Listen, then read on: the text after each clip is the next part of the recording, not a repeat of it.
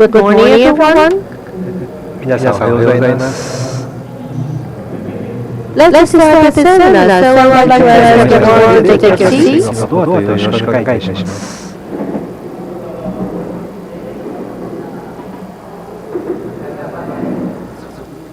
おい。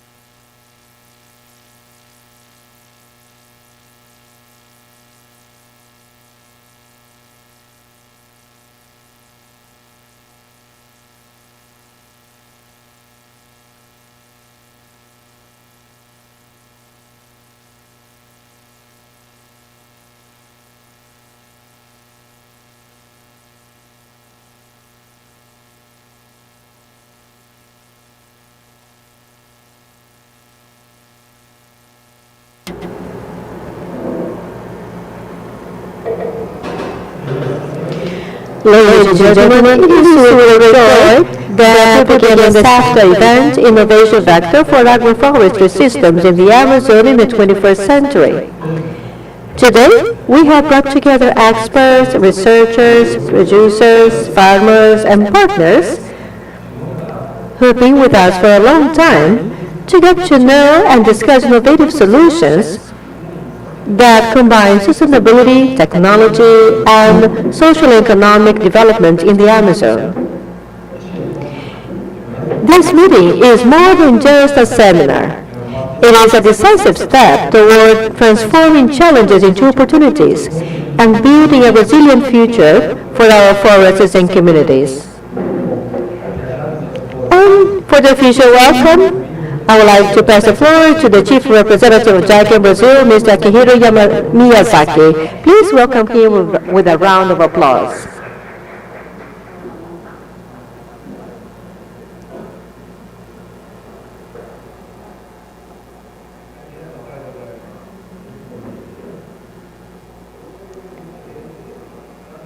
Good morning, everyone.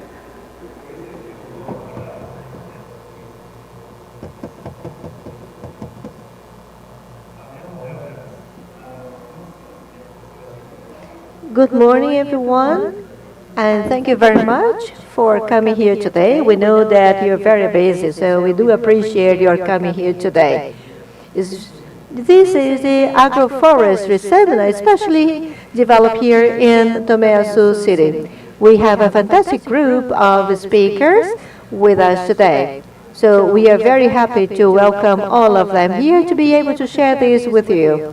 As you know, this is the COP30 period, and we have been discussing and exchanging information about sustainability, and I believe that this is a very timely moment for us to speak about the Tomé Açu Agroforest Initiative.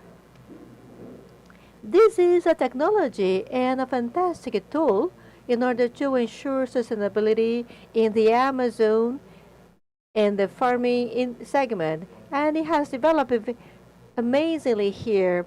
And during this international conference, we would like to share this with you. And technology and these solutions, we expect that it can be widespread, and this will be good for sustainability and agriculture in general. We have guest speakers, amazing. They will be amazingly talking to you here. We also will have professionals and also the Secretary of the Ministry of Agriculture and Livestock from Brazil. So he'll be joining us shortly. He's just arriving from Brasilia. We also have Dr. Osvaldo Cato from Embrapa Amazônia Oriental. He has been developing amazing work in research for agroforest systems, especially in the East Amazon. We also have Professor Ivan Crespo from the Federal University of Paraná. He is operating not only in the range of research, but also in the training of people. He participates in the training program for involving 3 countries, and this is a transfer of know-how to other countries. And also we have representative from Tomeasu. We have Adalberto Opata from CAMTA, which is the Tomeasu Mixed Agricultural Cooperative. It is a very special entity for us. We also have Professor Opata with us, who will be speaking about the development of the agroforestry system in Tomeasu. And we also have here with us representatives from different businesses. And we also have Fruta, which is a member of CAMTA. We have, so representing this institution, we have Makoto Nagasawa. It is important that the development of this also can be sustained as a business. So it has to be kept as an activity that is more permanent. So Fruta will be shown to you as a case to show how this can be maintained over time, especially with this agroforestry system. So Mr. Makoto will also be sharing with us his experience.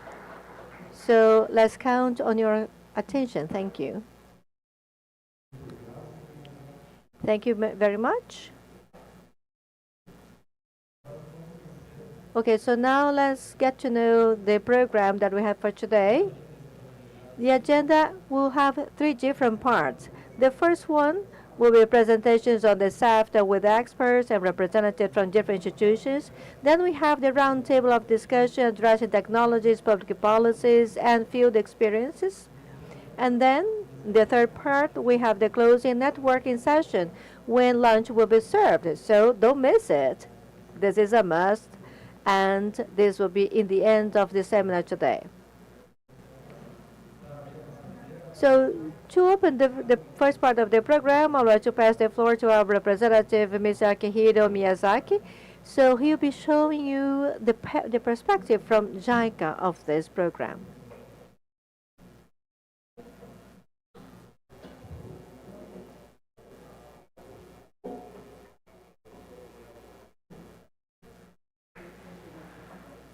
Okay, so I'm here back. We are expecting the Secretary of the Ministry of Agriculture. So as soon as he arrives, we will just introduce him to you. But meanwhile, let's start with this session. This is for you to get to know what JICA is. This is a brief introduction to what we've been doing here in Brazil and what is the work that we have supported in Tomeasu. This is an overview of JICA. I believe that many of you have already known it. We are the JICA. We are Japan's International Cooperation Agency, and we have a very big staff. We work with technical cooperation and financial and investment cooperation in an integrated way. We are the body responsible for international cooperation of Japan and the rest of the world. We also have many scholarships that are provided. We have more than 10,000 students that have received, who have been granted our fellowship and scholarship. And we established a relationship with the world for the development of the different issues in the world. We have operated in different regions across the world. We are present in 31 countries in Latin America. This is for financial and technical cooperation and also for training courses. And we also have the 4 pillars for training: people, peace, and planet. And in this particular case of Brazil, we focus also on the planet. And this will also be the focus of our presentation here. So we seek more prosperity and happiness for people, peace for the people. And here in Brazil, this is our basic policy with these pillars. This is what drives our operations here in Brazil. First, we have the climate change, especially to respond to global challenges. So the second one is to respond to domestic issues by promoting economic development and social inclusion and eliminate inequality. We also have different cooperations in this sense. And another pillar which is also important is because we know that JICA will only have limited participation. So this is why we have co-created different projects with our partners here in Brazil. And a major partner in Brazil is the Japanese Brazilian community. So these are the descendants of Japanese immigrants to Brazil. So here, this is the first key area. This has to do with the development challenges, strengthening environmental and climate change measures, and we also strengthen comprehensive disaster prevention measures based on basin-wide perspective.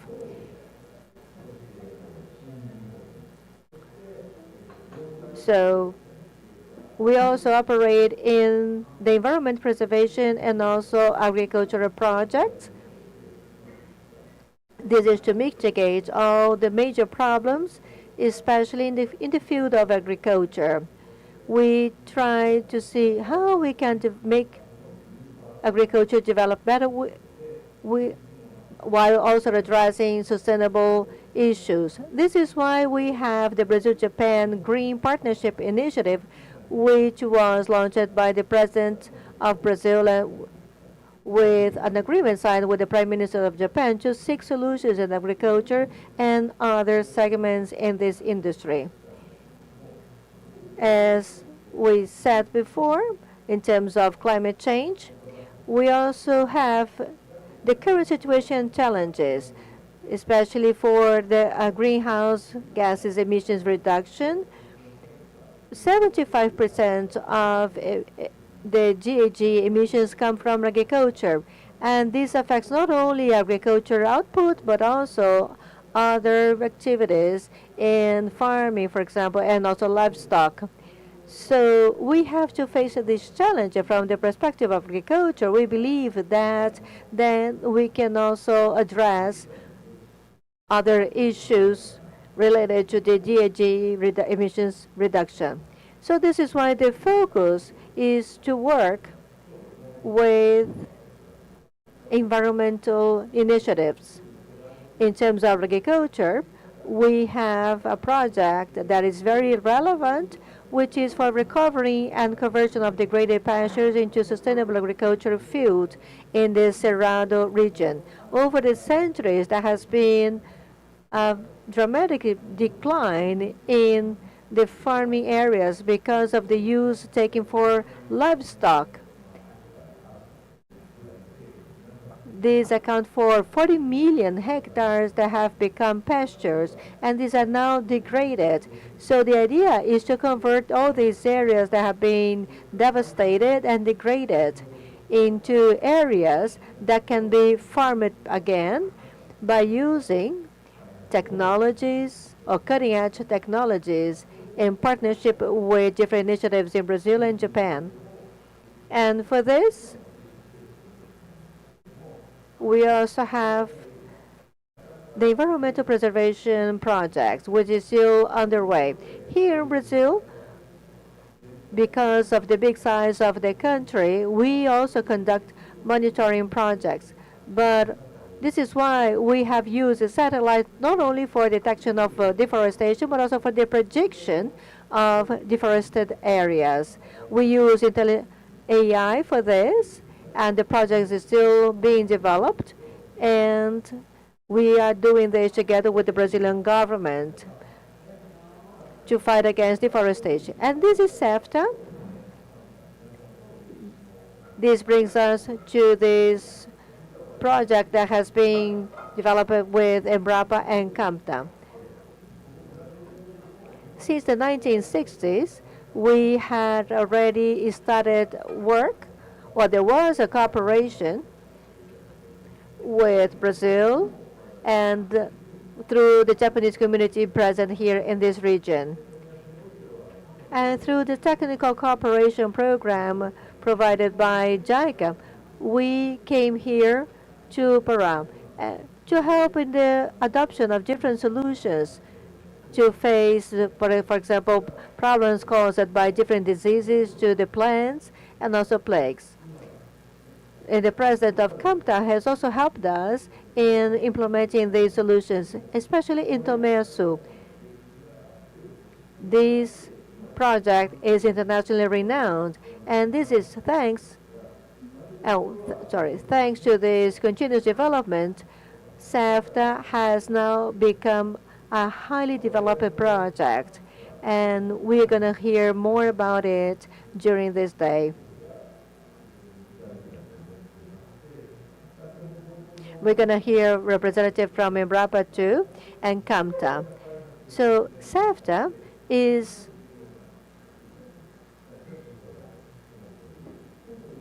a methodology and a technology, and is a very important solution for environmental sustainability and also for economic purposes.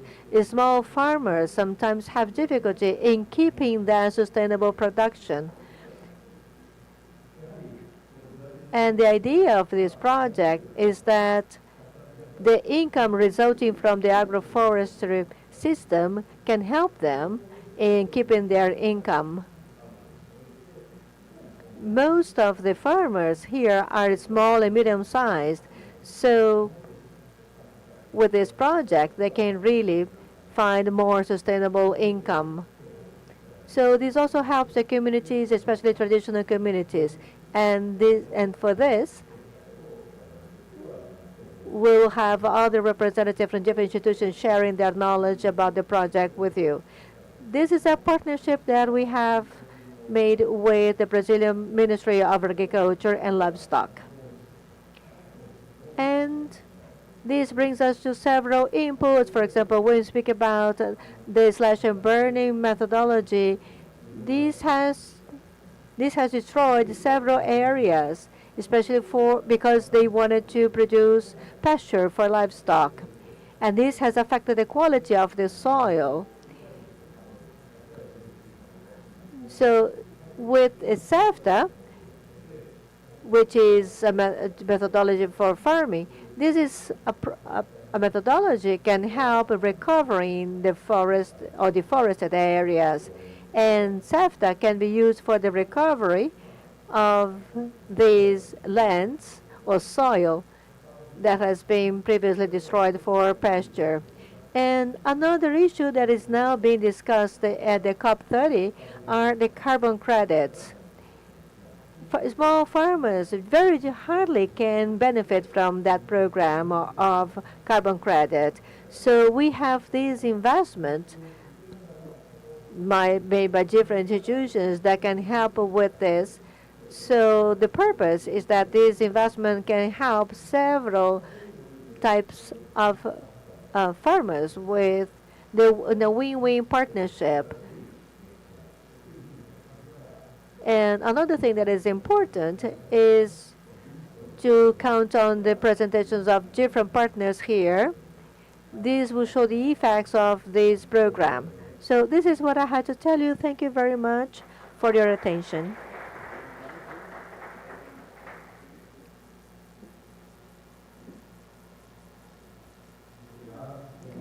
Thank you very much, Mr. Miyazaki, for your introduction, for also mentioning all the projects that we have developed with Embrapa.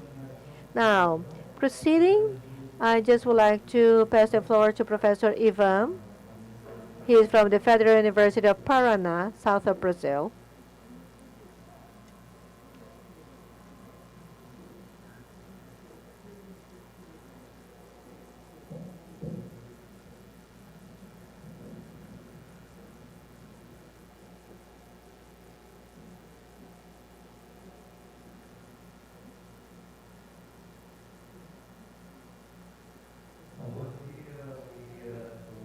Good morning, everyone.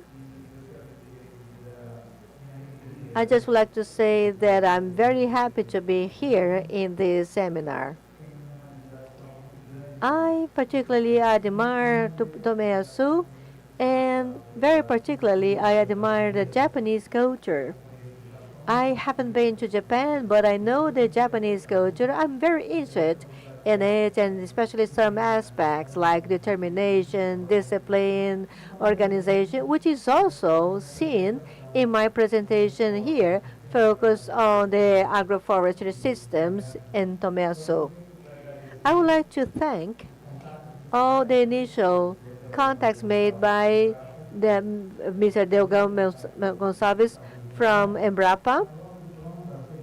I promptly accepted the invitation to be here in this very important moment. Also, I would like to thank JICA for the official invitation received. Also, I would like to thank JICA for the work that they have developed in this region, in particular with the training on agroforestry systems.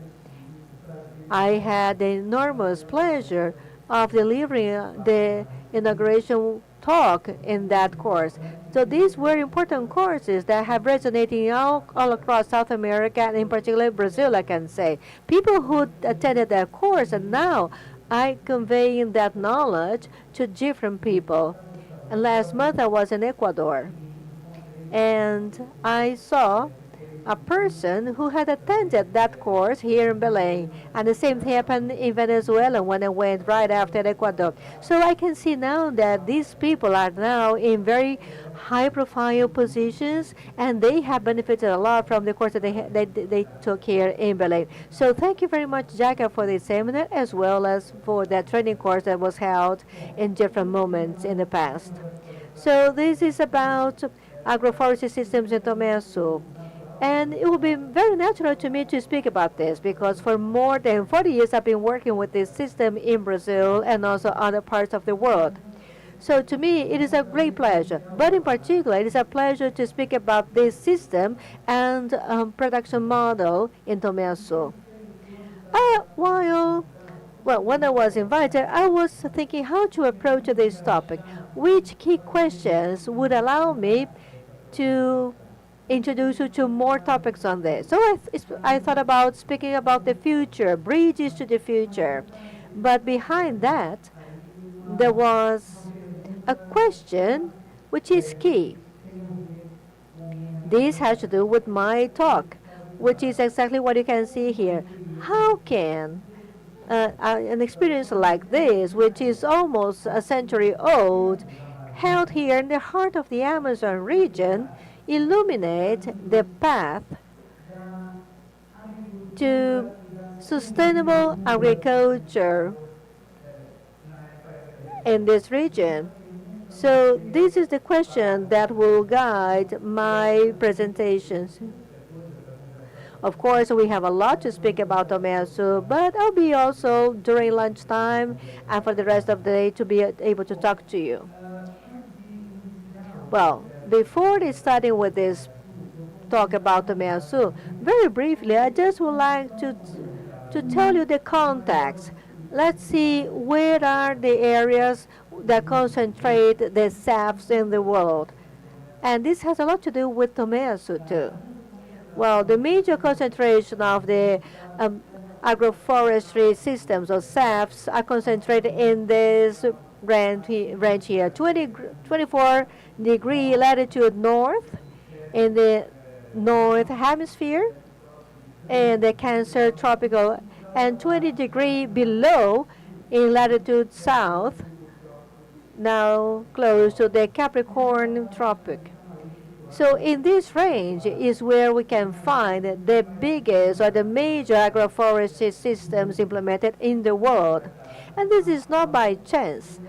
This is FAO, or FAO, in a survey did recently and lastly updated, can show that there are 2 billion people, 24% of the world's population, that depend directly or indirectly on agroforestry products and services. And most interestingly, we can show that Tomeasu is precisely in that range of in the low latitude, 10 degrees below the equator, close to the Capricorn tropic.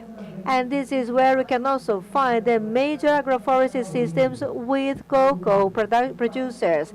The main countries that produce cocoa, well, now it's big cocoa because this is one of the most important examples and typical examples in the agroforestry system, and which is very important in Tomé Açu.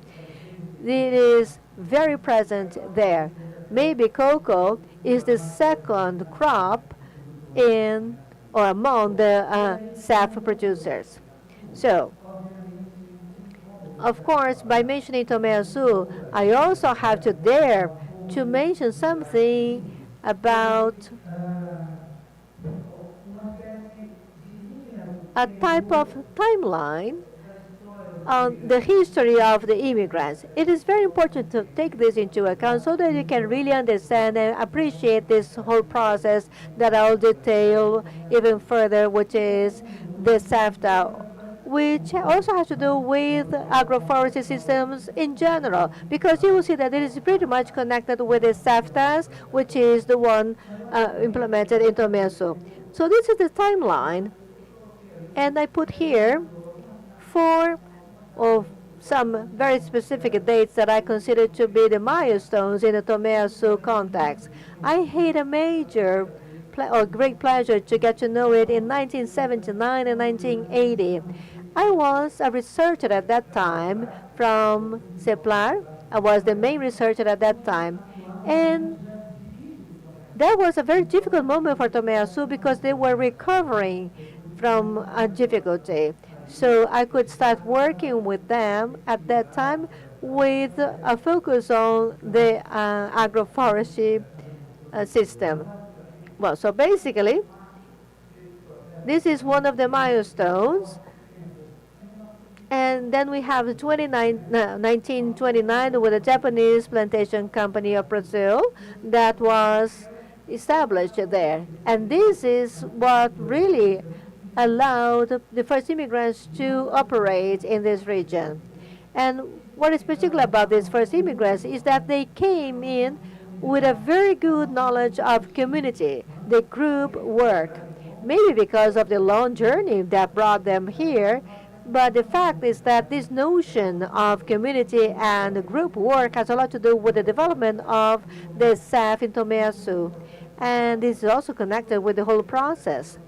And then in 1931 until 1949, this is when they started the cooperative, maybe the first one in the Amazon region that was set up to work with the vegetables. So the first idea of the immigrants at that time was this. Then they had the Farmers Union founded, and then they created the Tomé Açu Mixed Cooperative, which is a landmark. And this is something very important in the whole process of the SAF in Tomé Açu. Then 1950 until 1970, we have the boom of black pepper, and it grew a lot. And then we also had the decline of these pepper crops, especially in the 1960s, in the end of the 1960s. So in the 1970s, many areas were completely eliminated. There was a very deep crisis. And a little bit before that, until 1949, I did not mention that before, but there was also the World War II, which was a very difficult moment for Japanese here in Brazil. And then lastly, we come to 1987, or from 1980 to 1987. Well, towards the end of the 1970s, the Japanese realized that the whole crisis and the chaos of the decline of the pepper crops led them to seek new crops. Curiously, this crisis of a Japanese community represented an amazing opportunity. So you can see that here they started to realize that there was a need to seek different opportunities. They observed the riverine farmers. They had a kind of an ancestral partnership that was a little bit non-organized, but they just used the principles of nature. And the Japanese could get all these practices and organize it and to implement that as the Tomé Açu agroforestry system. So they could realize that they could combine different knowledges, the millenary Japanese knowledge combined with the indigenous knowledge, which is very important to be understood too, because this is something that allowed to have an integration of knowledges. So this is ancient knowledges that could be combined to develop this system. Then until 1987, we can see that there was a creation of the agro-industry.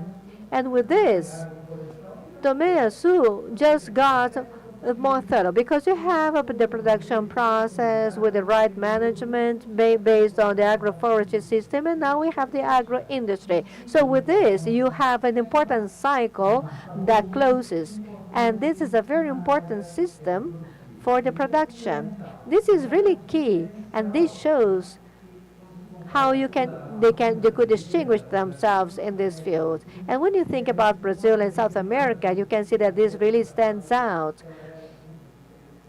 because you can see that this really allows Tomeyasu to be independent from the production process in general. So this is the farmer that produces for himself or with his own products, and also with a sense of cooperative, which really started, as I told you, when they first arrived in Brazil in 1929. So this is something very important to take into account, which is the verticalization. Now, based on this principle, it is also important to show you some features of this background. These are some pictures that I can show you to show you my admiration for the Japanese culture. And the second time I went to Tomeyasu, I went to the local government building, and I gathered some images that I keep with me until today. These are some of the pictures that were taken from the cooperative and from myself. So we have the first immigrants collecting the pepper, or in the black pepper plantations. You can see that's a very hard work, and then you can see a very beautiful house that, you know, you could say is really a state house. And this results from the major growth and boom of black pepper here in the region. This has allowed people to build houses like this one, and this results from the crop of the black pepper. As you can see, it's very important in the history of Tomeyasu. And also, when we take into account Tomeyasu, you can see the headquarters of Kamta with the symbol of the cooperative and also the symbol of the SAF at the door. And you can also see some other Japanese buildings that come from more recent pictures. And all of this is connected to something that connects all of this to this world. And the connection is established by the SAFTA, which is the Tomeyasu Agroforestry System. So this builds a bridge and allows people to go from the past towards the future. And it also allows people to transition from one moment to the other, which is not simple. It will always be like that. There will always be difficulties or hurdles for you to overcome. But most importantly, it is important to show or to see that there is an important perspective here, which is based on SAF services. It is also important to highlight some of the concepts. Here you can see a system on which there is a consensus across the world. I have written some books about this, so I'm just going to give a copy. I will just leave a copy of this book to the cooperative. I will leave here to Opata and another one to JICA. So I discuss exactly this concept, which addresses multi-dimensions of this concept, because the agroforestry perspective also affects the biological, environmental, and social and economic dimensions, and which is economic is really what moves on the process. So basically, this is the concept that is fully applied in Tomeyasu systems. The key principle that is connected with this process is diversity, synergy, and sustainability. But what distinguishes Tomeyasu is something important, because apart from these concepts, we also have the principles of the Kaizen method, which is very key. It means improving a continuous way with the small changes, but always doing that. It is important to see this because this is also present in the SAF concept. The SAF is not fixed, and this system, there is something that we call dynamic balance, meaning that it is always changing. And the Japanese and the descendants, the Nikkei, have managed to do that very skillfully. They are always changing or producing small changes in the system. Another thing that is important is sustainability, which is connected to 3 pillars. So you have the concept of sustainability, and you have to base this on the sustainability of biological aspects, economic aspects, and environmental aspects.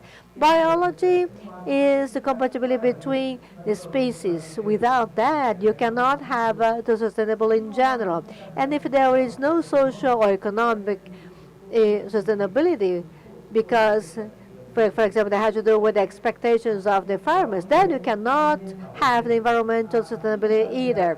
So the eventual sustainability that we want depends on the other 2 elements, but mostly on economic sustainability, because otherwise the farmer will go for a different system. Another important aspect is this. You can see some pictures taken from Tomeyasu. This is just a very, very small picture of what it represents. We have the picture of the sap with dende, or the palm oil, and there are others with different species like cocoa and so on. And also, it's also important to mention the importance of one of the partners of Tomeyasu, which is Natura. They have worked very well, and they have evolved a lot in using and learning how to use the Amazon products. And they have been very successful. With these pictures, I just would like to show 3 advantages of this concept. These are the social, economic, and environmental advantages. As to the economic advantages, I would say that what is very important is the added value, and also the continuous income generation, which is really resulting from the system. Environment advantages show something very important also to do with economics, which is the reduction in the use of agrochemicals. This implies in the reduction of the cost in managing the whole system. So you have eventually a more economical system. So this is what is connected to the advantages. And then we have to say that the system is also considered to be eco-efficient. Now, how can you use all these features and this production model in the opportunities that you have today? Well, in the context of today, we have to see the characteristics of the Tomeyasu characteristics, because by themselves, the system mean an opportunity. But it's also very important to say that even though the system is good and offers several possibilities, they are not fully used. There's a lot to do, and for you to really take a good advantage of the system to generate wealth. So this is a system that has favorable conditions, and there is one thing that is very important, which is the verticalization in the agro industry. And maybe the chocolate industry can also use that a lot. I hope that they can move forward with that intention with the chocolate, because the domestic consumption has grown by 15%, and the world has also grown a lot in the consumption of chocolate. Another thing is the population growth because of the increased demand for food. And it's also showing that the world expected to grow until 2025 by 8.1. But this population was achieved in 2022, and the world is still growing population. So we're going to have more than 10 million people, up to 10 billion people until 2050. And so we're going to need more 50% of food in the world because of this. Now the challenges.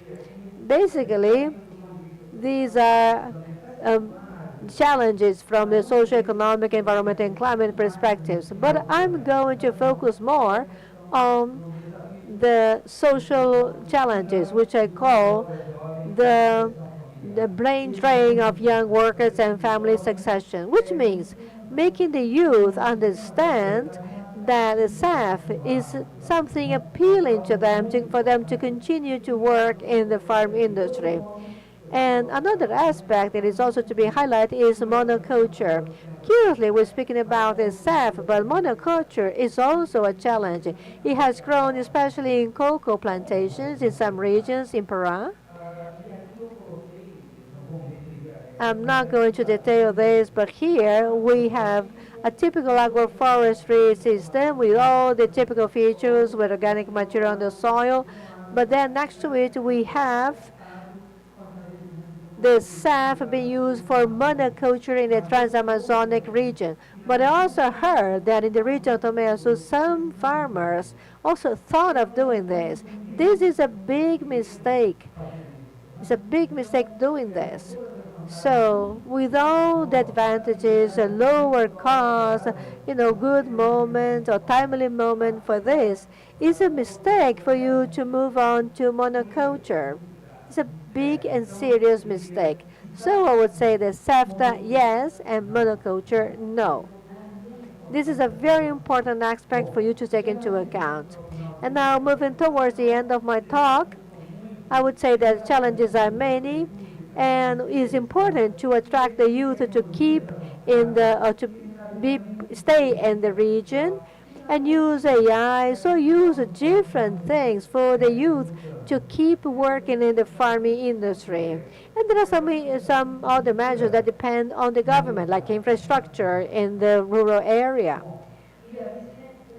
And SAFTA is the guideline to all of this. SAFTA is in the center to connect all these different dimensions of economic, social, environmental aspects. And SAFTAs are in the center of all of this if we take into account this kind of production means. The first thing, or the first takeaway for this, is that the opportunity for SAFTAs relies in the biocapacity to offer diversified and stable, resilient, as it is typical of the Japanese culture, and profitable production while conserving natural resources.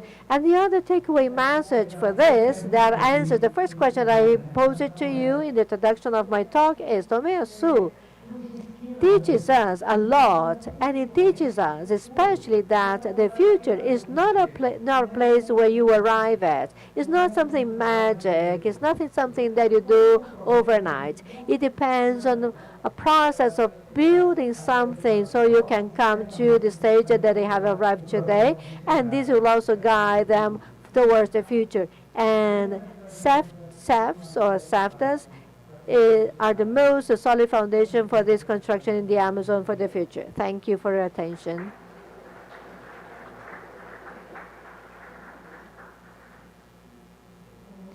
Thank you.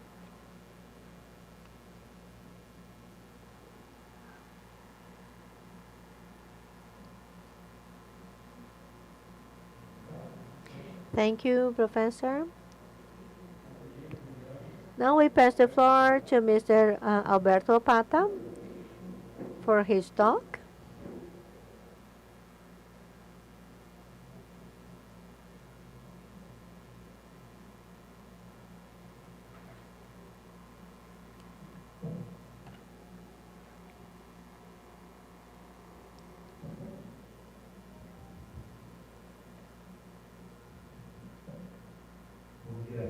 Good morning, everyone. Thank you for the invitation. I would like to thank JICA on behalf of represented here by Mr. Miyazaki and all the other representatives from different institutions. I think that Professor Crespo said everything. I cannot add anything to that because basically he spoke about everything that I had to address here. Thank you very much for your talk and your support. I think that you are also a member of our cooperative. Thank you very much for all the attention you have given us. I would like to take this advantage of this time to acknowledge Mr. Gerardo Cato here. He is the grandson of Mr. Tomaji Kato. He was one of the directors and one of the persons responsible for expanding the production of black pepper here. Saito Enki and Tomoji Kato were the two ones responsible for taking care of black pepper here, which were broken by Mr. Osui in 1931. And thanks to the black pepper that they have brought, or that they brought, is what has made us renowned as an area that was formerly known as the Black Diamond because it changed the lives of people here in Tomelsu. We started our process in 1929, as Professor Ivan said. So I just would like to say and thank you for the 130 years of the Treaty of Friendship between Brazil and Japan. And thanks to that treaty that we, Japanese immigrant descendants, can be here and continuing with the works of our ancestors. I can say that when the Japanese arrived here in 1929, they came here with the purpose of working in the cocoa crops and also for rice production and also latex or rubber production. But the cocoa did not proceed. They were only reintroduced back after the black pepper crisis, and the reintroduction of cocoa was introduced with the help of SEPAC. And science and research plays a very important role with with the support of Embrapa. And only because of this, well, we could really move forward with that. And part of the research was also promoted by the Japanese government in the 1970s. And this was transferred to Embrapa. And they continue with this research. So research is important. And thanks to that, and also to the guidance from SEPAC, we could reintroduce coca into Meso.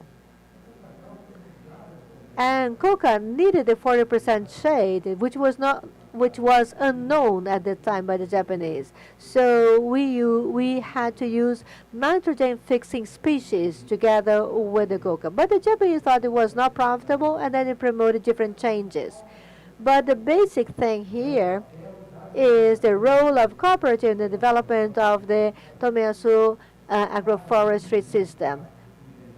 I cannot really just make up things, so I just follow the script, okay?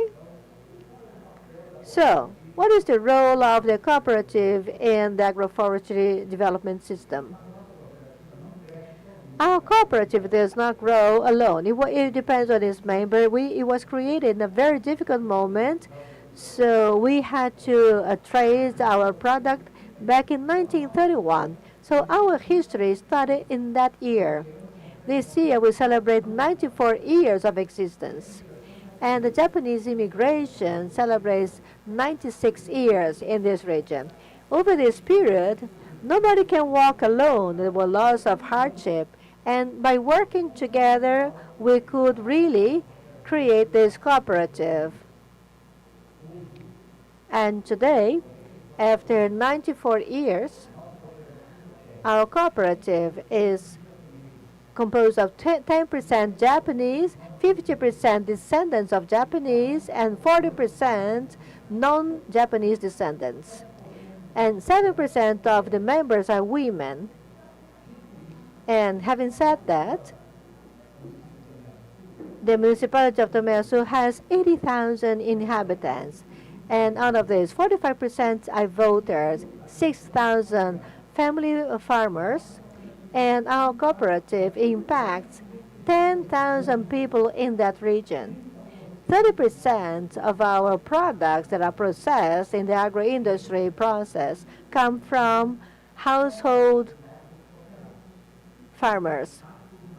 So this results in a profit. So we have the people that are products that are come from cooperative people and those who are not from cooperative people. And so we play the social role with regard to those that we cannot profit from. So we were set up in the 1980s when the cooperative was in a very deep crisis. And JICA arm, well, JICA is a Japanese agency that is very important, and through taxes paid by Japanese taxpayers, support other projects in different countries for the well-being of people. So our plant was key in that moment. Our forestry system, as I can say today, if it weren't for agro-industry, probably the agroforestry system would not exist. I can say this because when the small farmer produces, especially at that time when the black pepper went into a crisis, we worked on the passion fruit. And the best, nearest market was in Belém. And there was no way that they could buy all the production at that time. So they had to sell that to São Paulo, which is 30,000 kilometers far from here. And lots of the product just deteriorated along the transportation process. So JICA was key in that moment. So in 1987, the first industry with a capacity of 20,000 or 20 tons and storage was implemented. And in 1 week, it was full. Then in the following year, it grew. And now, after 94 years later, our agro-industry can process 10,000 tons and a storage of 4,000 tons. But for this, we have some major partners. Natura, for example, they have supported the studies and the feasibility studies to get to know whether SAF could really be implemented. And this work has now been done for expansion. Another role that is also important to mention is Fruta Fruta. Thanks to this institution that has been around for more than 20 years, they have opened different opportunities for us in the Japanese market. And it hasn't been easy to work with Japan, but we, on our end, also face a lot of challenges because our industry basically work all around the world. The year we work, which is different from acai, which is produced only for 2 or 3 months, and the rest of the year they can work on maintenance and so on. But this is different in our industry. So this requires continuous maintenance, and also we all have to have a reserve to have a pasteurizer, for example. This is one of the major challenges to meet the needs of the Japanese market, which is very demanding, one of the most difficult markets to work with. Well, just speak more about our role. What is SAFTA?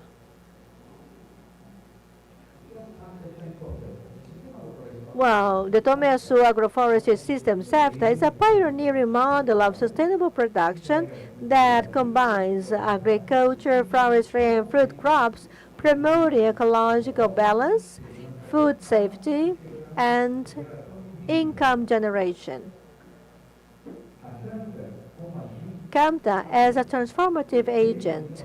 Since 1970, CAMTA has been a driving force in the development of SAFTA, offering technical support, processing facilities, added value, and market access, thereby strengthening local cooperatives.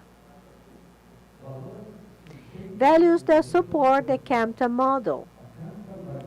CAMTA bases its actions on solid principles: sustainability, ethics, innovation, solidarity, and cooperation. Every decision seeks to integrate economic development with environmental and social responsibility. The development of SAFTA in Tomé-Açu. SAFTA, well, I would like to thank, on behalf of our members, JICA, I would like to thank them from agro-industry. In 1987, we received a major support from them.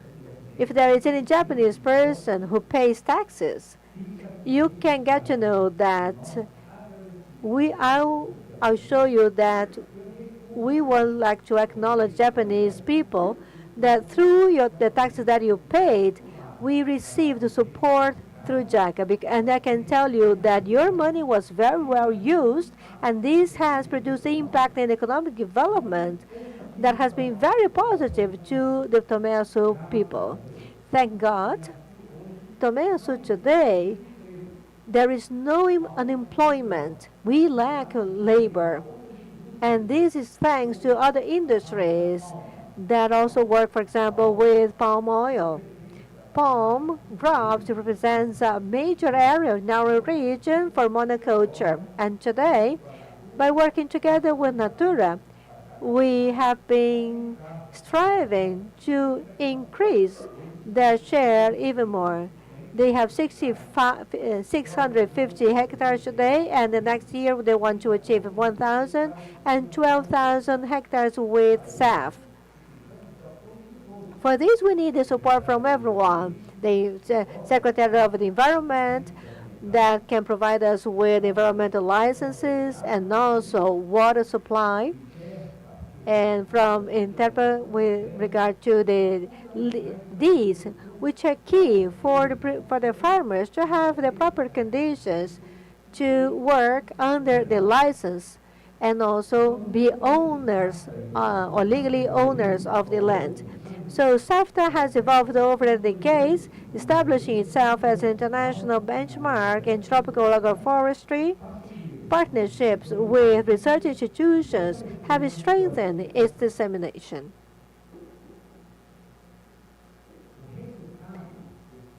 Results and impacts generated. This has increased income and diversification of production, and there has also been social impacts by strengthening the families and rural succession, environmental impacts like reforestation, mitigation of carbon emissions. Reference model. The experience of Tomé-Açu inspires other regions to adopt sustainable production models. SAFTA and SAFTA Dende with Natura show a different challenge to us. Today, we want to expand the production in Tomé-Açu to meet their needs. This is why working or the support from the Environment Secretary is very important, as well as from INCRA. CAMTA shares knowledge, technology, and results in cooperation. Results in cooperation with national and international institutions.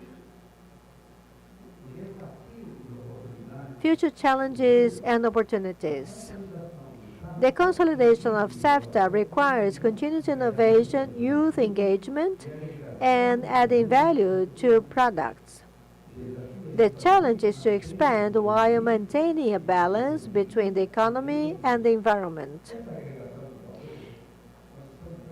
We have now also been working with the sorbet line product. Here in Belém, we have also distributed sorbet products. And today we have a major order from Germany. They have increased to 250 tons of sorbet line product. So we have to expand more our production in order to meet the German market.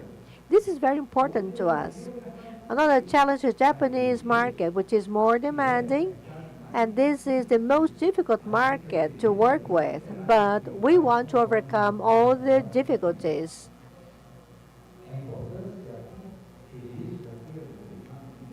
Also, we have the representative from Embrapa and research, science, combined in a partnership with Embrapa and CEPAC was important, especially to improve the genetics of products.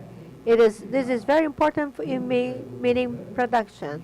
We have also been using more organic products and less chemicals. In the past, we used only coal and the ashes and the leaves, and then after the 1970s, we have been massively used the chemicals. And today, we can see that the production declines if you just use chemicals. So this is why we see that we have to improve the soil.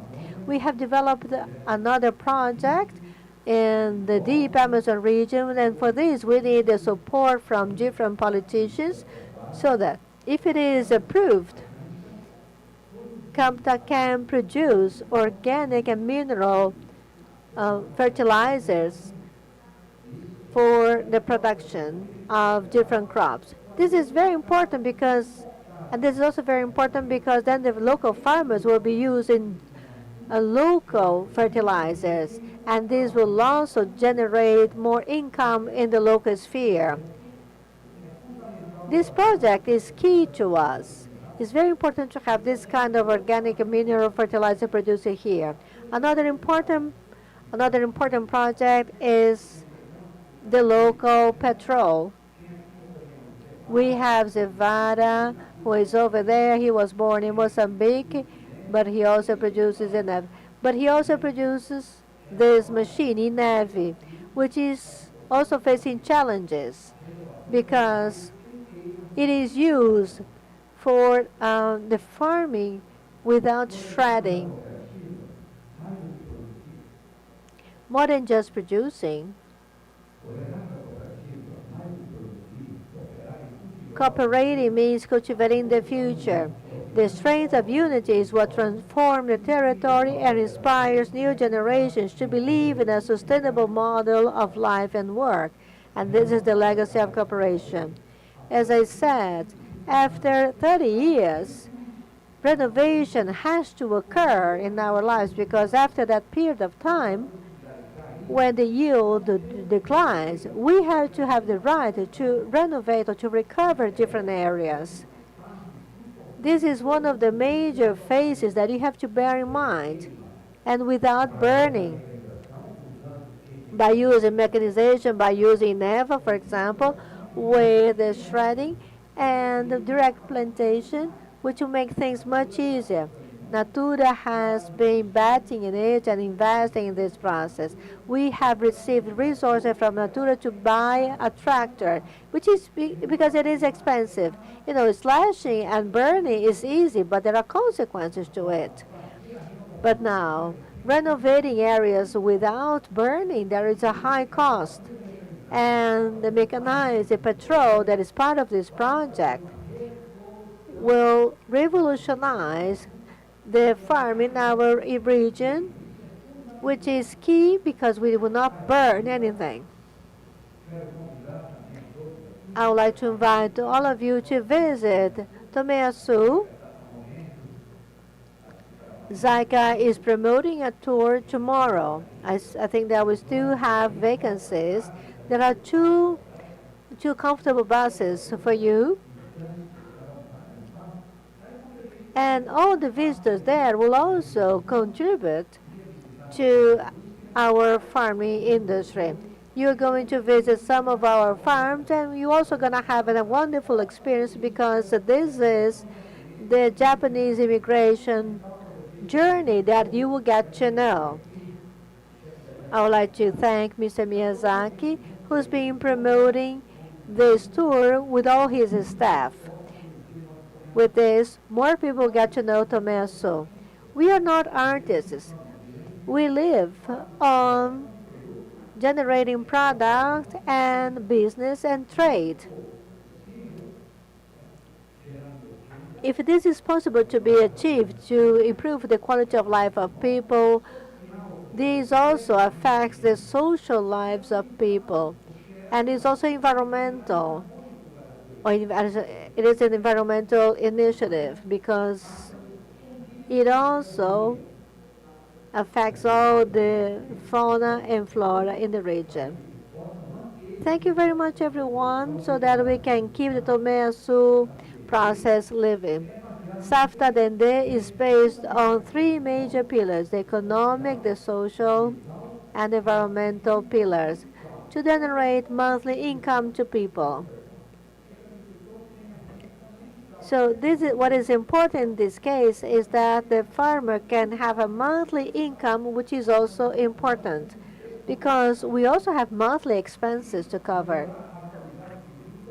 This also enhances the quality of life of people, of farmers, and the region as a whole, because it impacts the lives of people. As I said, Tomé Açu has 8 banks because there is a lot of money, and those who sustain the local market is agribusiness.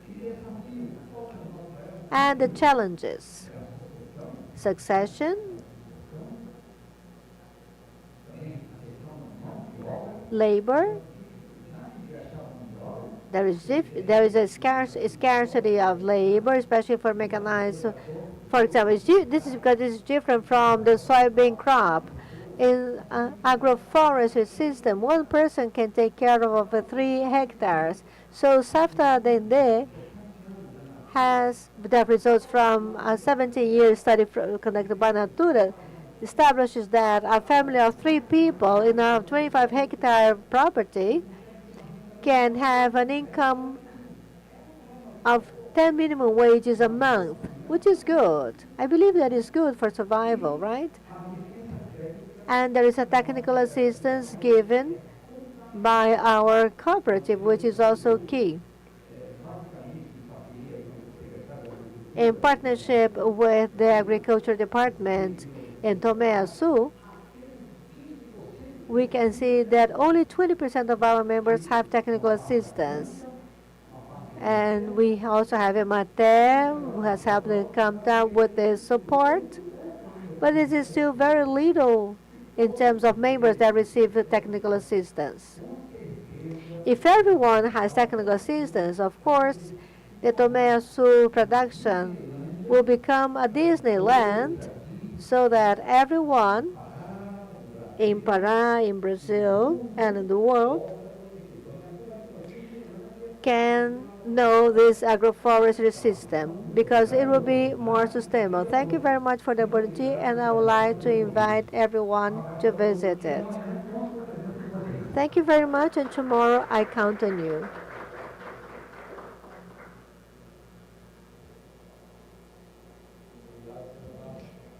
Thank you, Mr. Opata. Before proceeding to the next talk, I just have 2 announcements. First, here we have the Secretary of Rural Development, Mr. Marcelo Fiandeiro.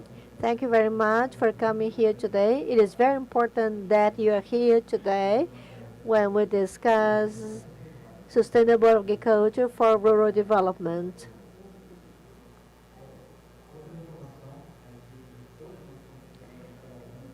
Today we also have representatives from different media here.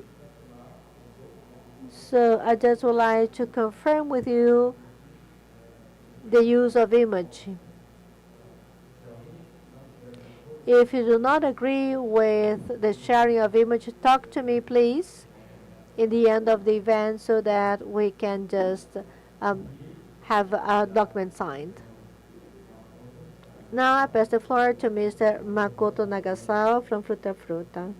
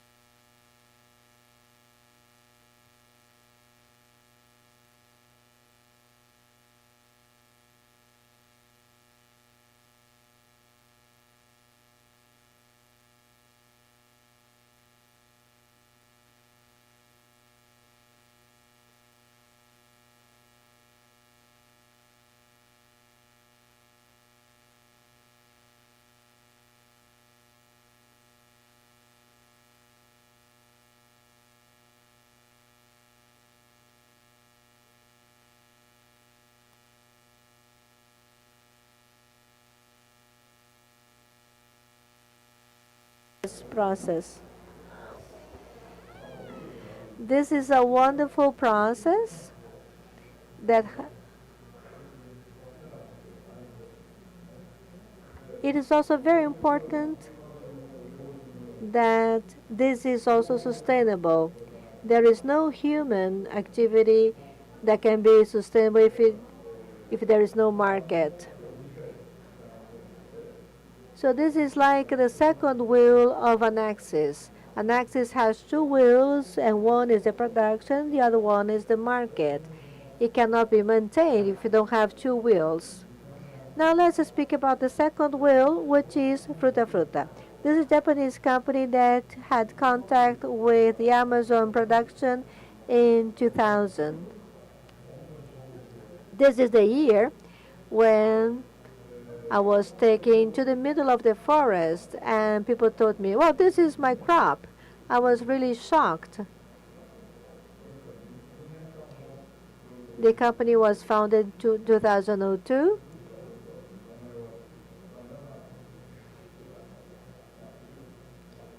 I was studying this for 2 years, and the name is Fruta Fruta in Japanese. So for Brazilians, you know what fruta means, but why adopting two names, two repetitive names? And this is because we want to emphasize the plural nature of this production and diversity, which is the word behind it. This is the message that we want also to be expressed in the name of our company.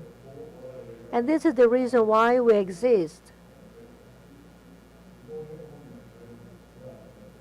So we want this initiative of the SAF to be living in our market. These are some of our products, as I said. The idea is how to market diversity in the business world. This is a challenge. We may speak about difficulties, but briefly, what we can say is that the world and society where we live in is a capitalist society.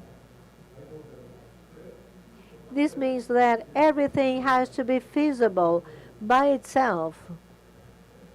It cannot depend on externality. And here, in this case, sustainability and diversity are key words for this product. We have to make these two key words to represent of the wealth of the products that we receive from the people in the forest in the Amazon. For example, here, this is a line of product based on acai, as you can see on the right. This doesn't mean that selling acai will make you sustainable. SAF is not a monoculture. It works with different products and different types of species. You have to manage to have a consistent production of one fruit itself is a challenge. But for people to, it is important to understand agroforestry system. And for this, we had a superstar. And this, in this case, is acai which was under the spotlight to call the attention of everyone. And because it has the nutrients, it has the food value that will exceed the expectations of other fruits that are traditionally sold in the market. So this is why we picked acai to be our leading or flagship product. This also called the attention of the audience, and people thought, well, Amazon fruits are fantastic. So this is why this became the new view of the product. So we needed something to be a hit, and acai was the one.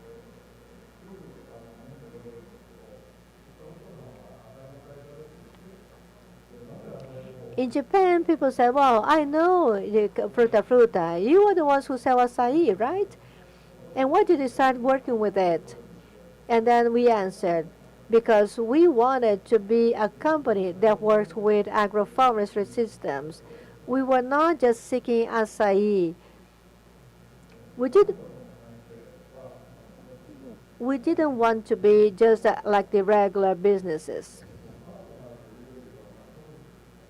And CAMTA is really a big partner, and it's really unique partnership. I would say that CAMTA is part of our family.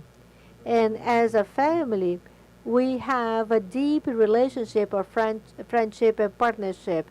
We've been working together for 32 years. Over this period of time, we have strengthened our relationship. I believe that CAMTA is an institution that helped develop this company, which is Fruta. We have a long history by working together, and we also face difficulties together, especially to develop the technology of the agroforestry system, which we value a lot. And so we have the responsibility of taking the message of the agroforestry system to the major audience. We want to bring the right message to them.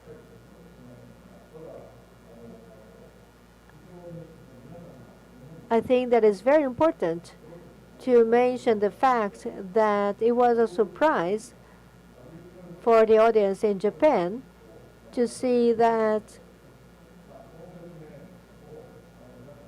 agroforestry is a combination of the words agriculture and forest. And I think that as a result of this, it's also important to explain you a little bit more in detail what it means. This is, for example, this is a culture that creates forests. And this is why we try to work with the characteristics and benefits of the agroforestry systems. Here we have, for example, the conventional agriculture, as you can see on the screen. And in this format, you can see that the focus is on monoculture. When monoculture is implemented in the forest areas, the first step is to chop down the forests to make farmland so that you can grow the monocrops. As a result, you have diseases, plagues, and loss of the quality of soil. And as a result, you have failure in your business. And the final consequence is devastation. And basically, this is the major characteristic that is seen by the audience. And Tomiyasu farmers also live with this through the black pepper production, for example. So you can see that diseases and plagues can ruin the production that is good. And agroforestry somehow, as was shown before, shows that this system results from the very bitter experience that the Japanese went through with the black pepper. So first they had to work on the degraded lands, and of course, you also have to plant on the lands. But agroforestry results from degraded area. This is a starting point for them. And I understand agroforestry is a solution for you to recover deteriorated lands. There are several ways for you, for example, you grow crops at different heights following the forest and natural systems. And at little by little, the forest and farming can develop in those degraded areas. And then gradually they create the forest as well as the crop. So here you can see on the image showing exactly how it works. So you start from the degraded area, and then you have the growth of the forest, as well as you have at the same time the crop being grown.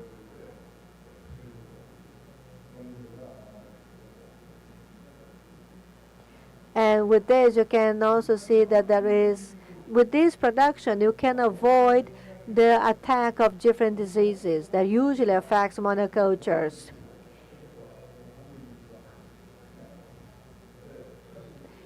Now, as positive results, we also have the recovery of the forests, as we can see. But by itself, this is not enough for people to buy a more expensive product just because it was farmed that way. The market would not buy products like that. So this is why it is important to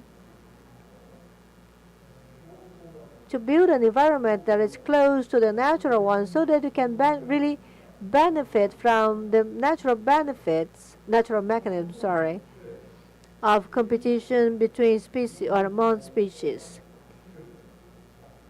This will increase the nutritional value of the products. We don't have measurements of that, but this is the basic idea. So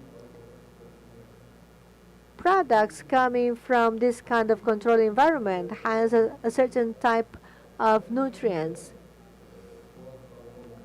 But a production that is made in a natural way will show to the people that a natural production like that will have higher nutritional value than the one that is farmed in a controlled environment.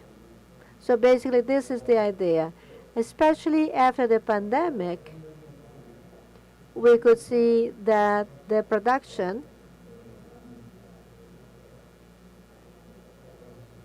results, for example, from the natural ones. This is the example of tapioca. Now, what are the actual benefits resulting from agroforestry system? I think that this slide is not so good. Well, sorry, the image is not really that flat.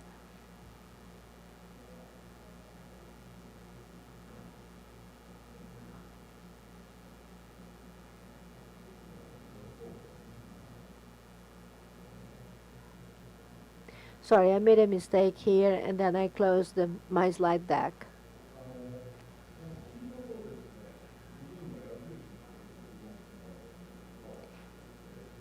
The yellow and the green arrows are the ones to focus on. The yellow ones show the biomass amount coming in.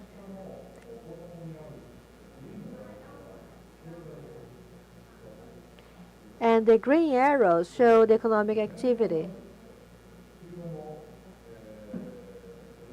In the first step, we can see that there is a drop in the biomass amount.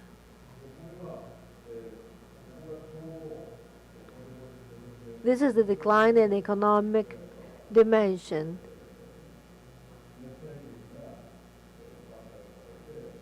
This results from the monoculture. So then you have the thinning of the tropical forest for the use of the land. And when you reach nearly zero level of biomass, the production or the land is abandoned. And then the soil will become degraded. And agroforestry will recover that area which was previously degraded.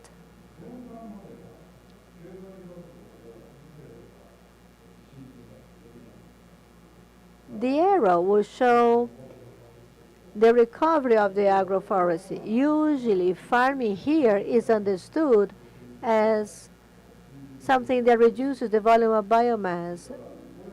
But in the agroforestry system, it will favor the country because it will increase the level of biomass. This is the difference from these different types of production.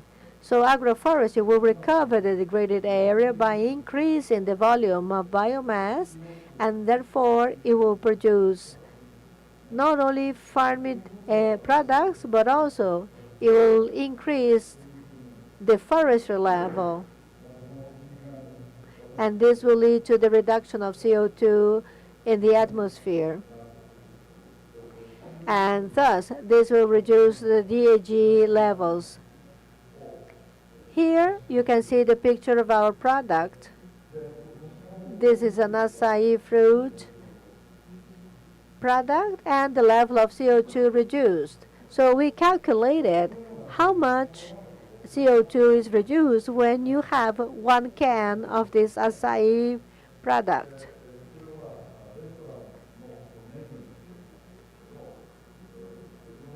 So this is what we had to try to bear in mind, and this is what we try to show to the audience by buying our product. So for example, here we have the acai. For each one of these containers, you have the level of CO2 reduced in the atmosphere. So a person can say, well, I want this one or that one, but then they will also know how much CO2 they will not be emitting to the atmosphere. So people can see how much this Amazon produced products can really contribute to the less emissions of CHG. This is a comparison of agroforestry connected to diverse industries. So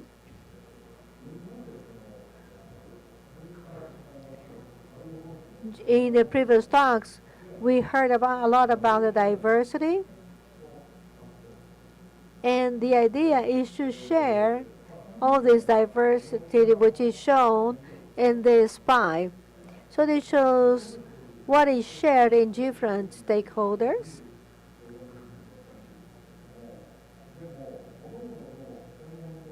And at Tomeaçu, around 70 different crops are cultivated across the region. And by working with all these products for just one company, sometimes it's very difficult for a company. So as a solution that was adopted for this was to create an interconnection between different industries in order to make their use feasible. So this is kind of a business alliance that is created. And what is the reason for that? And what are the benefits of this alliance? Because benefits are important. Because as we said, no human activity cannot exist without economic sustainability. So the idea is to work with a solution. One of them that we have developed is what we call the Scope 3 NEO. This is a platform. This is a sustainable matching platform, as we call it. So here we combine supply and demand like marketplace. The difference here, for example, difference from Alibaba, is that we have the agroforestry products. So this platform will help people from the supply and demand to be aligned in terms of what they can buy and sell. The Scope 3 NEO is a platform that will calculate the number of CO2 emissions based on current protocols established by ISO. So they calculate the CO2 emissions here, which is very important.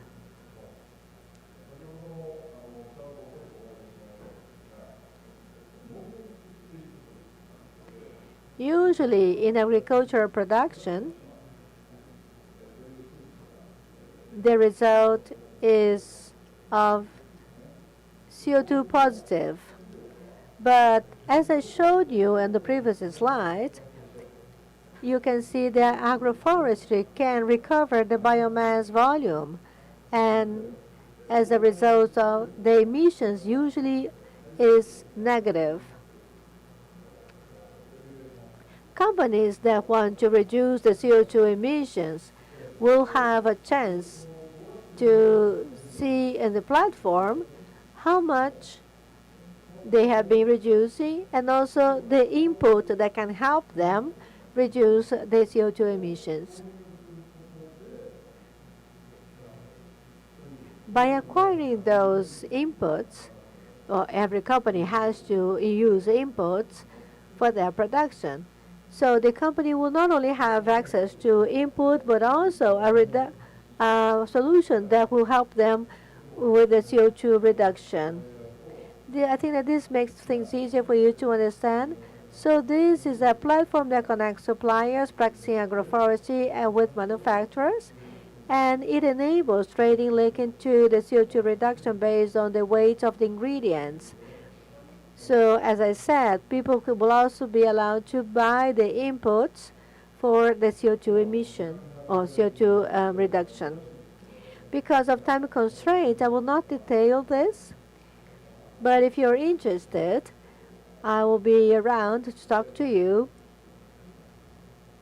and I hope that, well, and thank you very much for your attention.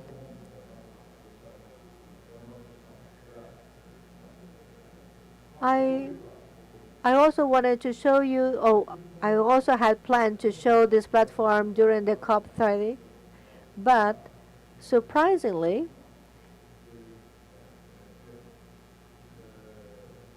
the current ambassador wanted to focus more on the collective efforts to fight against the climate change problems. And this is, I can tell you that a system in which all stakeholders can have to make an effort. And I'm surprised that this coincidentally matches the topic being discussed here during the COP30. Thank you.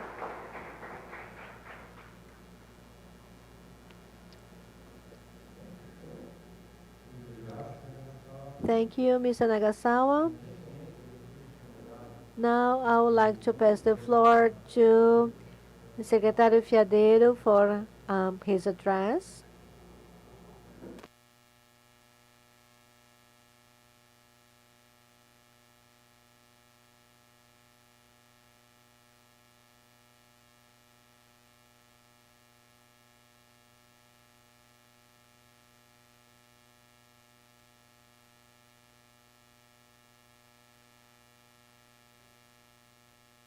Good morning. How are you? It's a great pleasure to be here. The Ministry of Agriculture is very honored to be part of this plenary. JICA, represented by Mr. Miyazaki, has been a major partner. I would like to greet everyone here. Minister asked me to come here in person to speak a little bit about agriculture and also to express our honor to have JICA as our partner. The project in Tomé-Açu is one that has been accredited and of which we have an honor to have with us. COP30 to us, Brazilians, has been a unique moment. We have participated in plenary sessions with major discussions, discussing major projects. And a project that has a lot of added value is the one of SAF with JICA. Many of the presentations have shown the project in Tomé-Açu.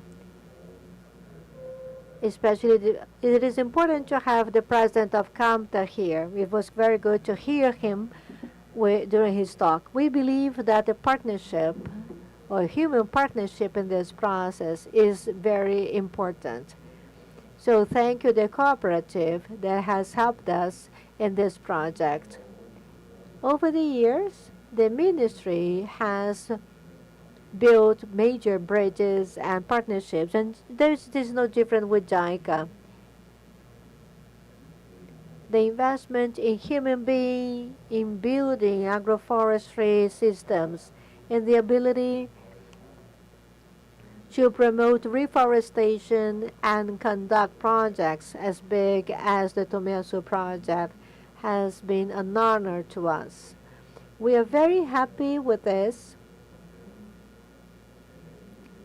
It is a project to which we have dedicated special attention. The system that was developed in Tomeasu is found nowhere else in the world.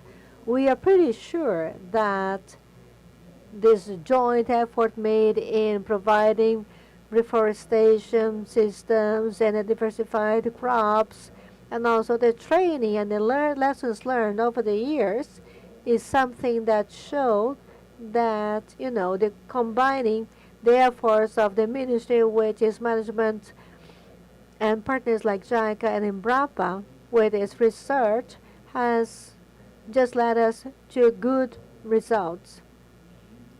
The joint efforts to build unique environments for reforestation and construction of production spaces without the need to degrade the structure is something very, very important.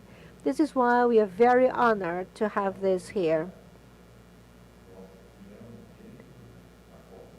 In the COP30, we have a space that I think that you have been to, which is the Amazon. This is a space for discussion between ministry and Embrapa. We discuss topics that are timely. This is a unique environment in Belém, and this is a diversified landscape too.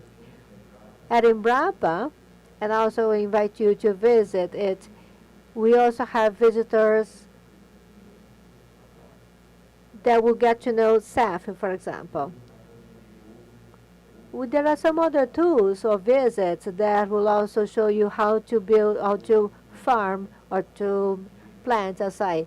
We'll be there for the week. We'll be very pleased to have you with us. Not to get to know only Amazon, but also everything that is behind it. This is a space where you get to know the different crops. You can touch, you can feel.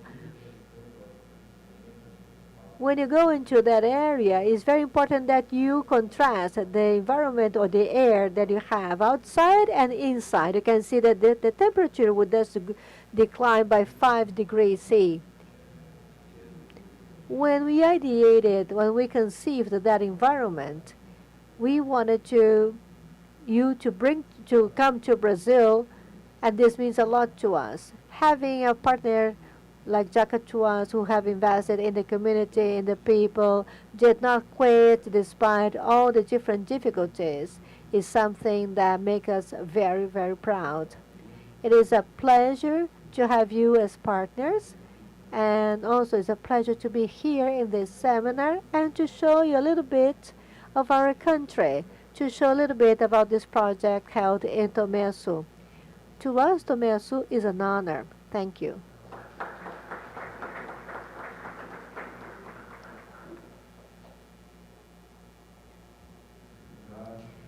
Thank you, Secretary, for your inspiring words. Now let's proceed with the presentations. Now, Dr. Kato from Embrapa.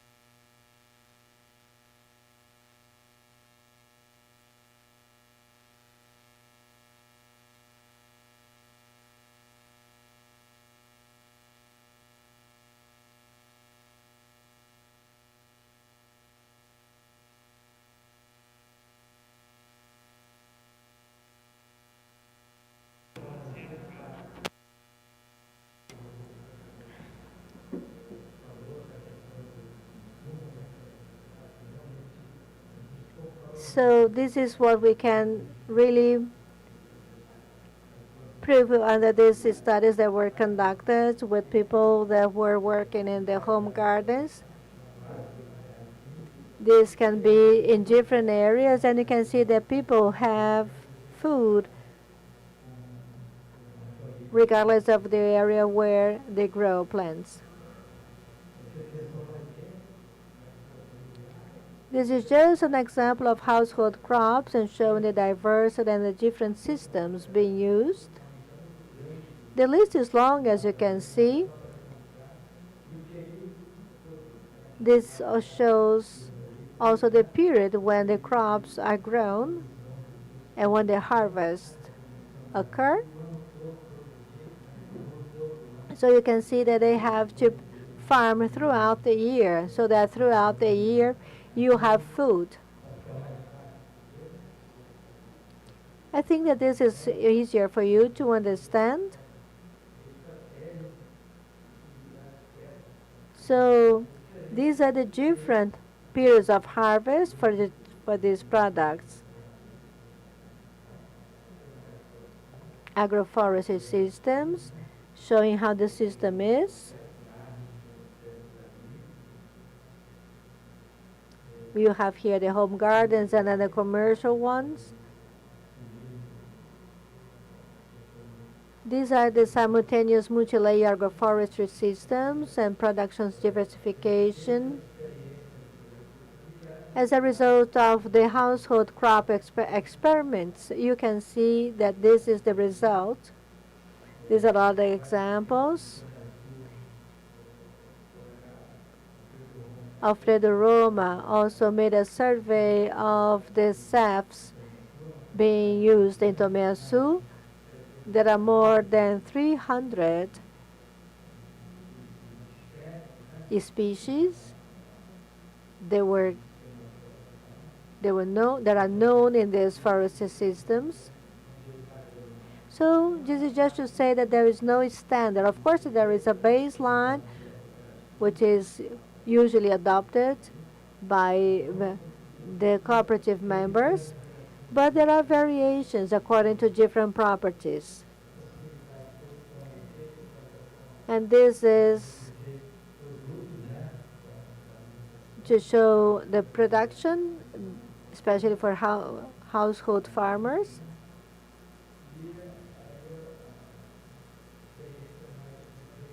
This is the most recent experience, which is the research we've been working on. This is the SAF dende, or the SAF palm oil. This is a project developed with Natura. We also have a partnership with CAMTA and Embrapa in developing this project. Everyone knows that palm oil usually is developed by major producers. And people usually say that, or usually said that this was not possible to be grown together with other crops. So Natura took the challenge to work with diversification in the production of palm oil. So several other people joined the project today, and now we have also been engaged in developing this with the help of Amafruta and also the help of other small farmers, members of the CAMTA. So this is based on the agroforestry system experience. So we can see that there is a possibility to work in a diversified way with the palm oil. Starting in 2007, we prepared the land, and then in 2008, we started planting.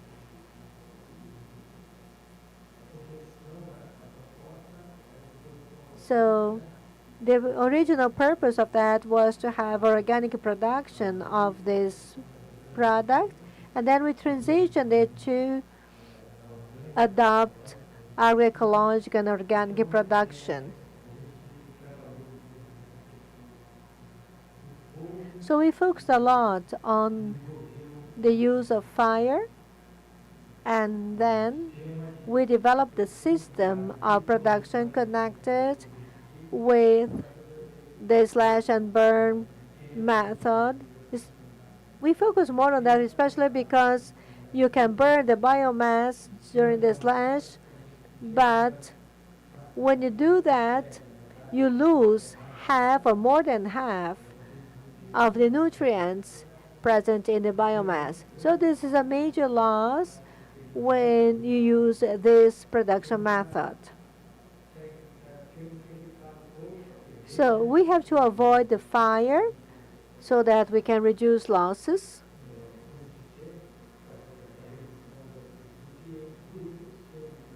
This is why the slash and burn system is the one that we want to avoid so that we reduce the losses. So we shredded the biomass manually, and then we developed pieces of equipment that were also adapted to mechanize the whole process of shredding, for example. INEVI is a company that has already been mentioned before, and they've been working in partnership with us in this project, especially to eliminate the back and lash method use. So when you use this system without the fire, we can reduce the CO2 emissions by 5 times when compared to the back and lash method or the slash and burn method.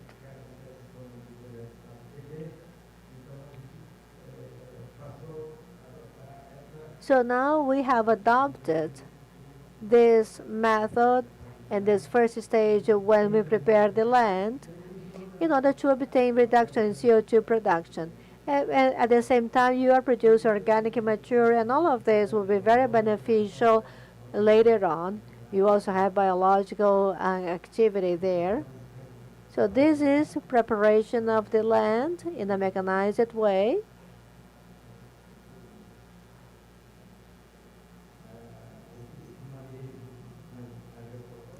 This is the agroecological management by introducing the species through the fertilizer spreader.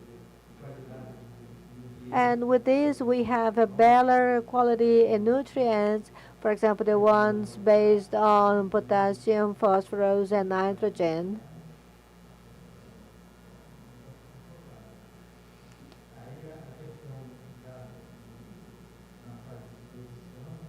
This is to show everything that happens in the forest.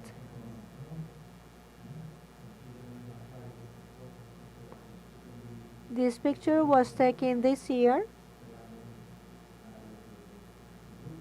This is the Suzuki area. This is Unit 2. I included this just as a reminder of the past. I found this CAMTA report dating to 1957. I thought it was interesting because they were considering planting the palm oil at that time, and they were thinking on. Oh, there was a time when they were still planting black pepper. And then there was the issue of the disease and also the market to which they were really considering. So this is what the immigrants were thinking at that time. This is diversity of production. Fruta has already mentioned this extensively. Now extraction of seed oils. And all this production is sold to Natura and Angiroba. Before was used as a fertilizer, but now it is also being used in different products. So this is a different way to produce more income in the same system.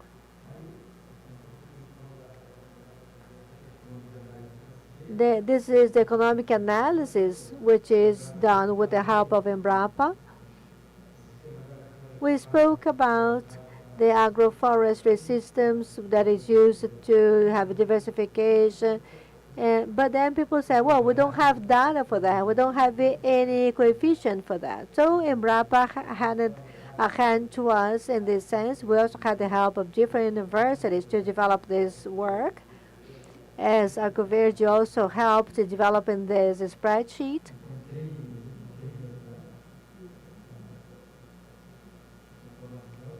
So now this information is also available because of all this effort. And I think it's also important to highlight the importance of Tomeyasu. Michinori is a person who helped us a lot, especially to discuss the finance line for our agroforestry system. We discussed this with Embrapa, and then with their help, we could also have more funding from the banks. Usually there was just one piece of information, but now we decided to add a different product. So by having two products or two different data, we can show that this is agroforestry system being used. Genetics is also something that has already been mentioned.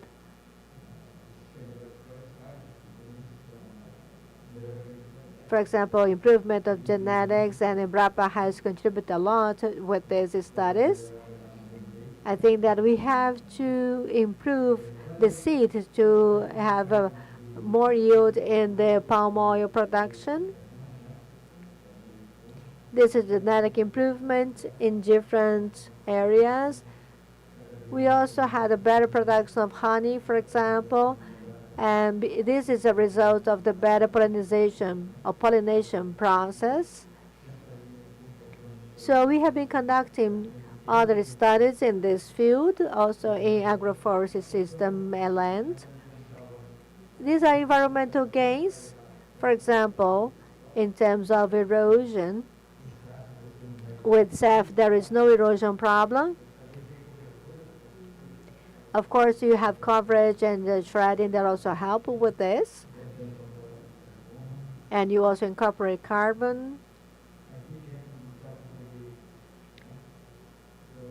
And this is 2008 with SAFTA, and the last evaluation was made in 2020. This is from Unit 1 out of 3 that we have.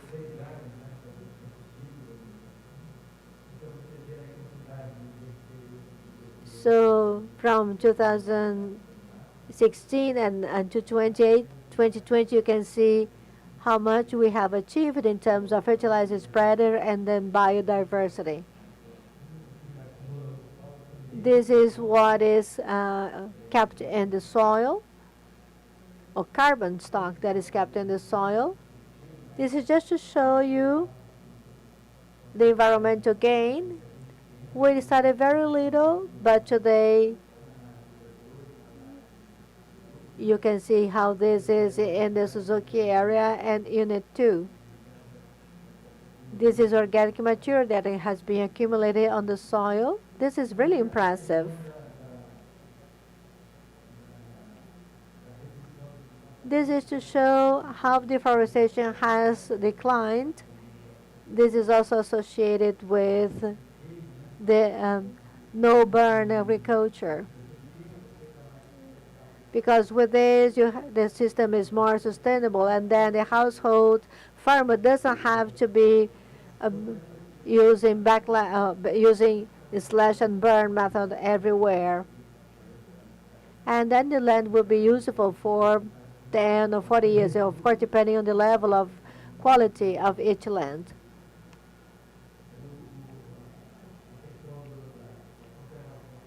And this is biodiversity conservation, because of course you reduce deforestation, and then with this you have better biodiversity, and biodiversity is also preserved because of the use of the farming methods.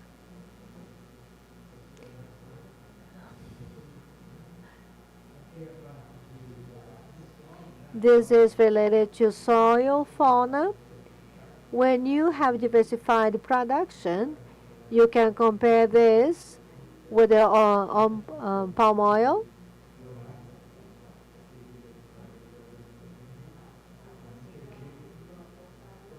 So here you can see that when there is diversity,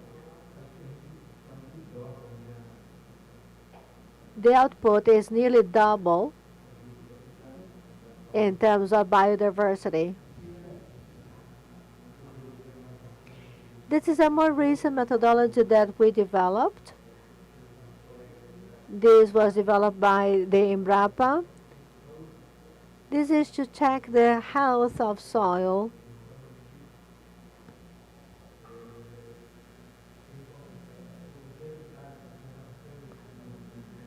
We use this for the palm oil production.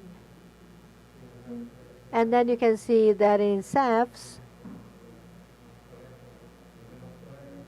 just like in secondary forests, or capoeira as you call it, the soil is very healthy. Since 2008, until this evaluation that was made in 2023, you can see that the soil condition is healthy. So you can see that we have the biological dimension and the nutrient sphere addressed. This is the Brazilian Forest Code. This is also used for the APP and for the legal forest systems. And of course, I have to mention the project that we have developed with CAMTA. This is related to the mechanization that was mentioned before.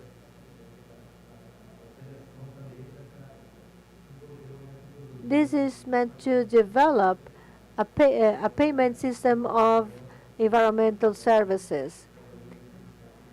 So this is used for the SAF and SAFDND projects. And we wanted to develop this method to address this issue of the payment of environmental systems or environmental services. So we have also been used in other experiences like the Costa Rica one as a baseline for us. So we want to work closely with them to think on how we can adapt that methodology to our system. And in the case of Brazil, we're considering Tomé Açu as to pilot this project of payment. So Tomé Açu is a possibility for us to include in the project. And there are favorable factors in Tomé Açu, for example, because of the use of the SAF.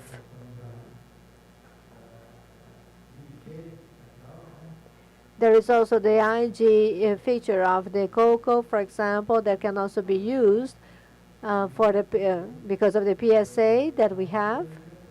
And there is also the immigration route.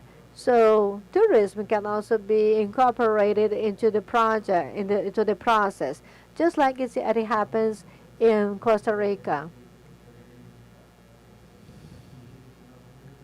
So these are the objectives that we want to achieve.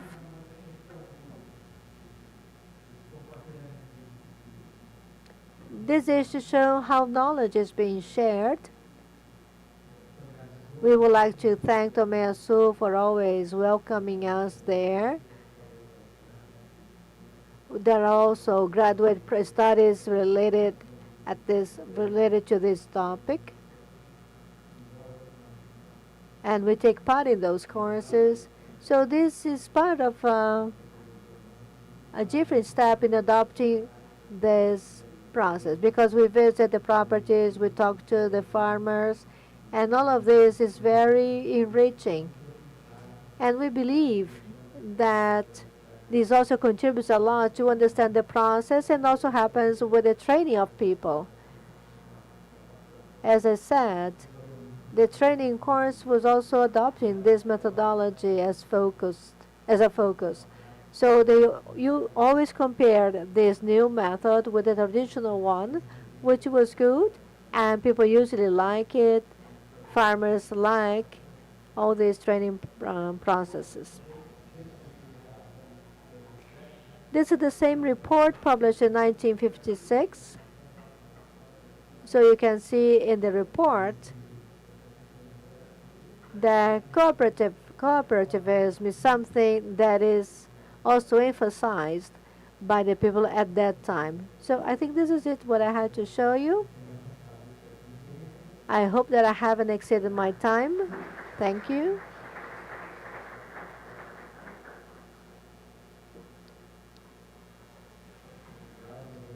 Thank you, Dr. Kato.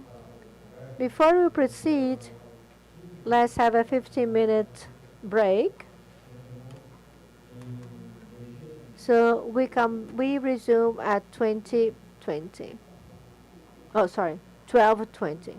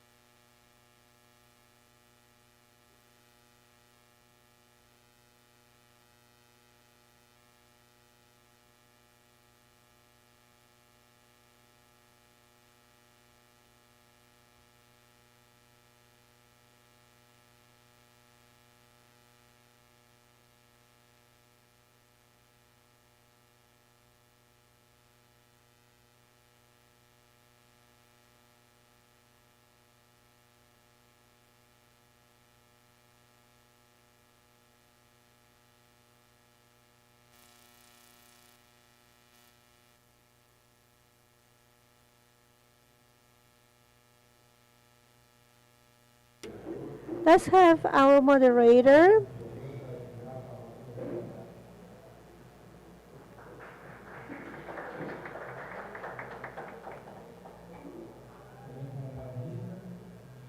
As panelists, Mr. Flavio Costa from the Ministry of Agriculture and Livestock, Mr. Akihiro Miyazaki from JICA Brazil,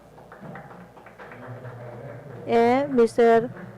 Alberto Opata from CAMTA, Professor Ivan Crespo from Federal University of Paraná, and Mr. Osvaldo Cato from Embrapa Amazônia Oriental, and Mr. Makoto Nagasawa from Fruta Fruta, and the moderator will be Mr. Delman Gonçalves.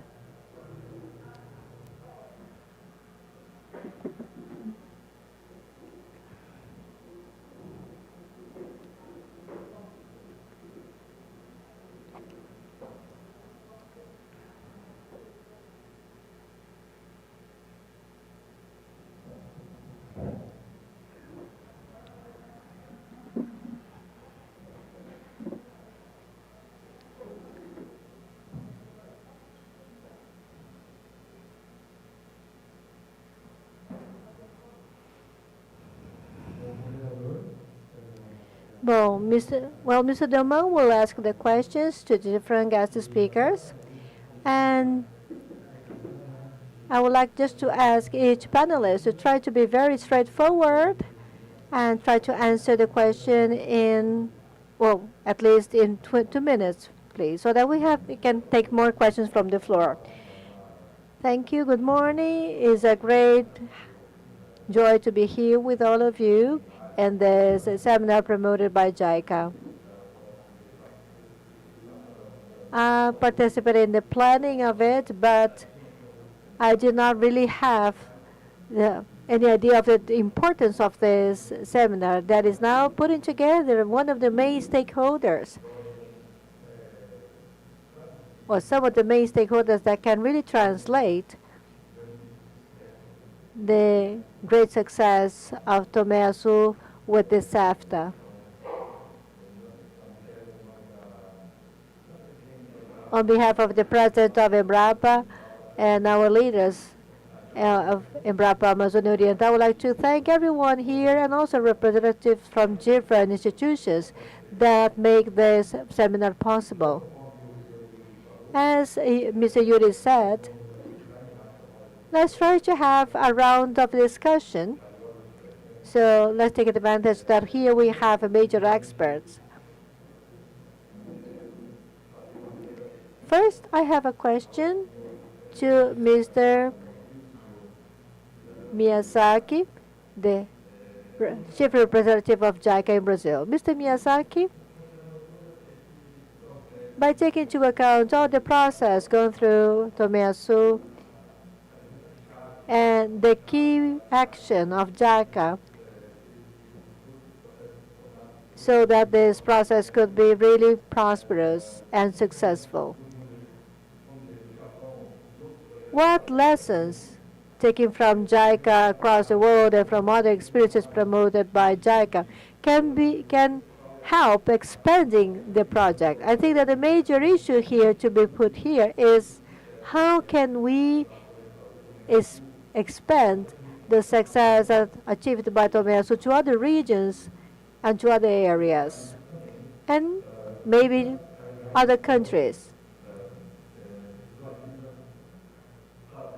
What JICA is planning to do so that this project or the experience of this project can be replicated in different areas.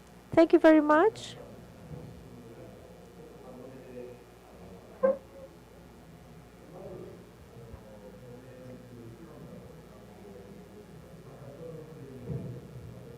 Thank you very much. This topic is really a challenge, but also very relevant. I just would like to say that by listening to the different talks and also from Opata experience, I would like to say that Tomé Açu, from the early stages, the project had the support from the different immigrants. So the work was really focused on the cooperation of the Japanese immigrants and Japanese descendants here. The spirit that was mentioned here is also something very important, which is the spirit of solidarity and the spirit to help, a mutual help. This is something that is very important for this practice, as you mentioned. And our partnership was also key, and we inspired in that spirit so that we could be working together with CAMTA on the early stages of this project. CAMTA actually is a very specific institution in the Japanese community. There are many other institutions represented here, but CAMTA has a very special profile because it has managed to remain sustainable over the years, not only as a cooperative but also within the Japanese community. And this is so, and JICA understood that they have really been doing a formidable work. And we wanted to, as we wanted to help the community here, we really wanted to show how fantastic it is to implement the agroforestry system here. We don't want this to be limited to Tomeasu.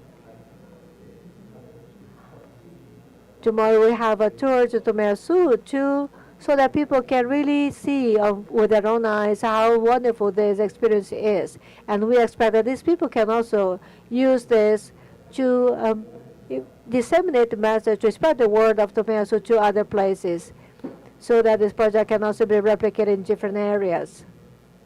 As Professor Kato said, he has visited the Tomeasu on different occasions, and he has provided us with a lot of support.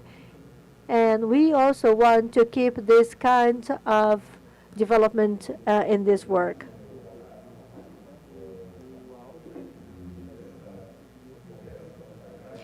JICA's cooperation with agroforestry systems is something good. I coordinated a course that Professor Ivan mentioned during his talk. It was about agroforestry technology implementation. And there are many technicians across the Pan-Amazonic region that have already been trained with that knowledge, or in that knowledge. And we want to spread the use of this system on the field. We wanted to see that implemented on the field. So I think that JICA's experience, and also in a partnership with CAMTA, is a good example, so that other initiatives can use this as a reference. We want the sustainable production process to be more implemented across different areas. Now I have a question to Professor Ivan Crespo. Professor, in your view, what is the biggest scientific challenge to be overcome by the SAF, or agroforestry systems? In particular, considering SAFTA, so that it can be adopted in large scale by household crop in the Amazon region?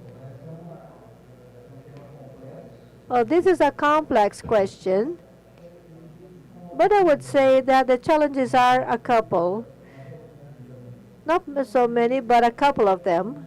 One of them is the use of new technologies, and also innovation in the agroforestry systems. The other challenge is dissemination of this technology. A lot of the methods being used in Tomeasu is not very much known by the local population. So this is why it's very important that you disseminate this process to other people. This is my suggestion to all of you, now taking advantage that we have a partner here. A lot has been built and produced in Tomeasu. I guided some, or advised some thesis of doctorate degree program related to it. But I think that information is scattered. This is just in specific academia. Even in Japan, it's not very widely known. I was with Yamada, a local researcher, but this information is not really widespread. So I think that you could select some of these papers and seek data or seek to obtain more data and disseminate this through different methodologies. So I would say that this is the pathway, Mr. Doman, so that the people can get to know it better and also use that more extensively. You touch something very important, because even though it is known that the SAF is very important, even in Tomé Sul, it has to grow. It has to expand to cover all the areas. So if we put together all the existing areas using SAF in the municipality, I think that this not accounted to 40% of that. Of course, they are important areas, meaningful, but they can be expanded. And this is the right moment for that. The whole world is looking for sustainable systems that are also important as the SAFs, and just like the ones in Tomé Sul. Thank you.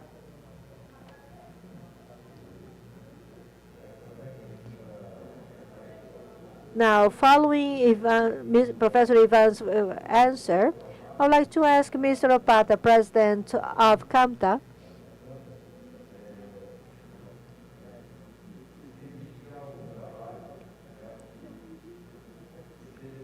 is there any work developed by CAMTA to engage the youth, the people who are the successors of the farmers, so that they can still keep, they can still also transfer from generation to generation the knowledge acquired by their parents. On a personal note, when I was working in Tomé Sul, I heard something that called my attention, and because the children from local farmers who were now returning back because the per capita income had increased significantly, and so this is why there was a coming back of these descendants. And I ask you, is this still going on? But as was mentioned before, there is the issue of the youth that is not really staying in the land. At least part of the youth is not staying in the SAF regions. So this has to do with the economic and social aspects of the SAF implementation. One of the major challenges of our cooperative is this, but I think that this is not on our generation to do that. Well, after 96 years of Japanese immigration to this region, and we also have the cooperative that was set up during the crisis. The crisis made people get together and create this cooperative to sell vegetables in Belém. And the crisis is what united people to build a boat and also design a route. And the crisis also made people to learn the Portuguese language and convince the people in Pará that eating vegetables was something good and that eating rice was also good.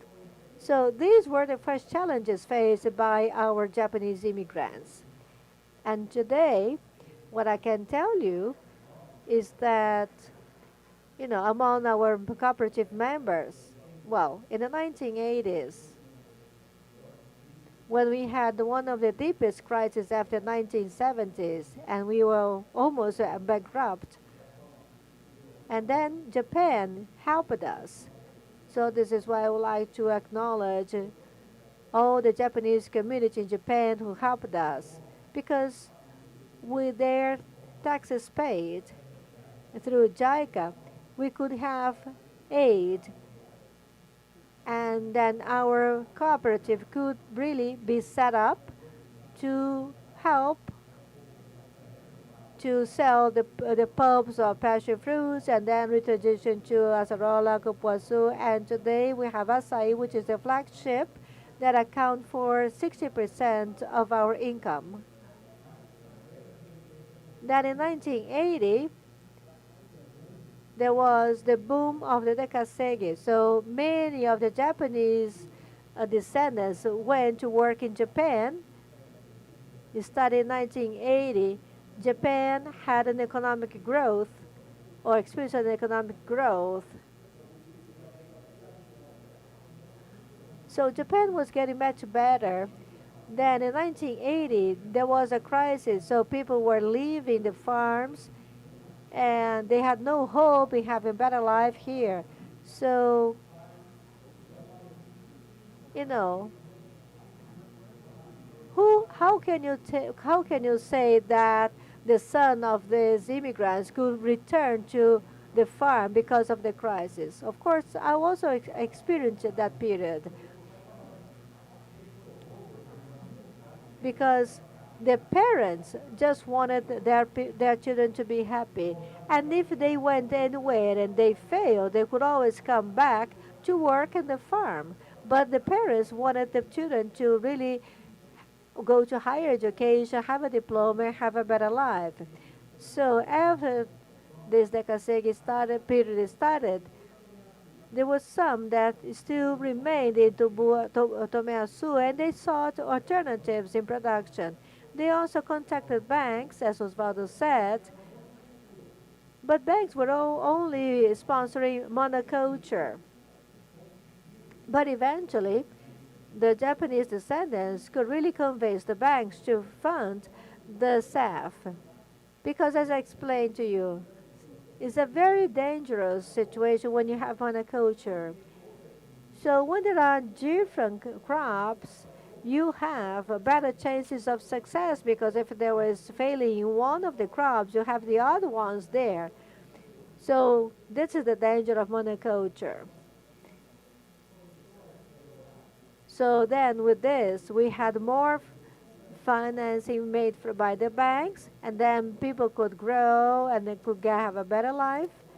And we also had a technical support of the cooperative, which also helped people in the short, medium, long-term crops.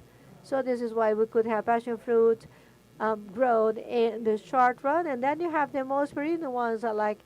And then the black pepper were not cultivated anymore. Then there was some peaks of black pepper when people made money. But today, the cooperative member know that black pepper is a lot because in 1 year you can sell a lot, but in the following year you don't. But if you have a diversified crop, you know that black pepper is something that can be used as savings account. So with this, the farmers decided just to use a black pepper as something as one of the resources, but they will not just depend on it exclusively. So I could say that after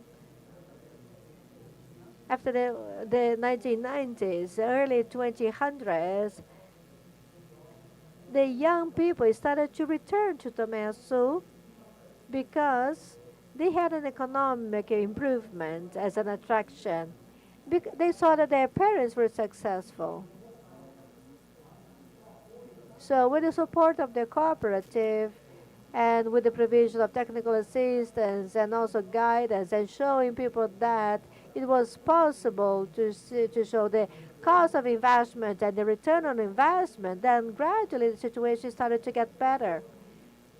So now 2025, since the 2000s, we can see that many young people returned.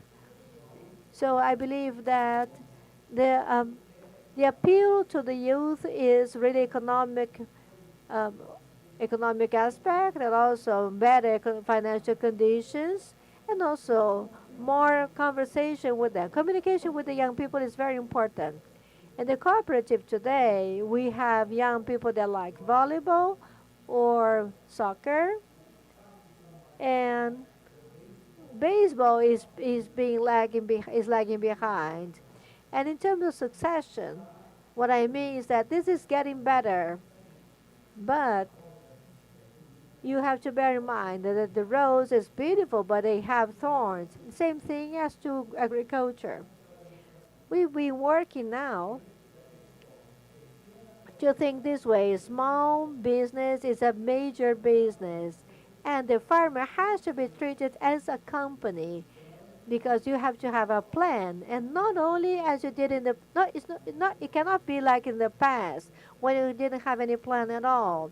Today we can provide people with guidance on the investments, on the income, so they will invest in small crops like rice, beans and corn, so that everything can give him a return, as well as the passion fruit, and there will also be perennial crops that can persist.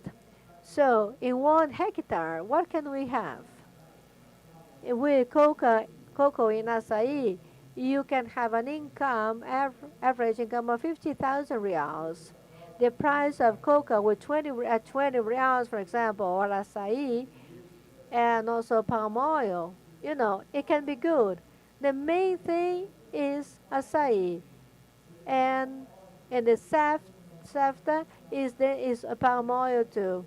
And 1 hectare can produce 20 tons. So if you do the math, you can see that it's profitable and a good business. Today, the cooperative has 45,000 hectares and 7,000 hectares with a production SAF, and the other ones to be renewed. So we are getting better, as I can say, and there are young cooperative members.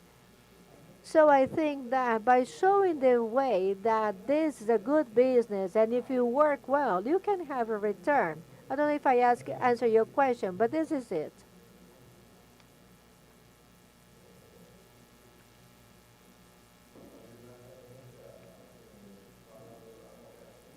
Well, we spoke about the cooperative, but now I would like to ask Mr. Makoto Nagasawa, because he shows the other end. So we heard the cooperative, a farmer, and now we have how the product is traded. So you explained, or you said, that to start disseminating the work of the agroforestry systems in the Japanese market, you focus on one product, which was acai. So you focus the marketing on acai, and this is how the market was opened in Japan. But you said that acai is just one of the components for SAF. And your comment was very interesting to me, because you don't think only on the market, but you also think on the whole philosophy behind the SAF and the cooperative and so on. So you want to sell the production model, not only the product. And I also saw that you are in close contact with the cooperative. You also mentioned that you are part of the family, for example. Fruta and Camta are like brothers and sisters. So what are the products that you can see that have the highest potential in the market today? You mentioned acai before, but what are the other ones that you can believe that can be like the next gems or the next booms? What are the next products that can also be very well sold in the Japanese market or the international market, so that the process can be strengthened?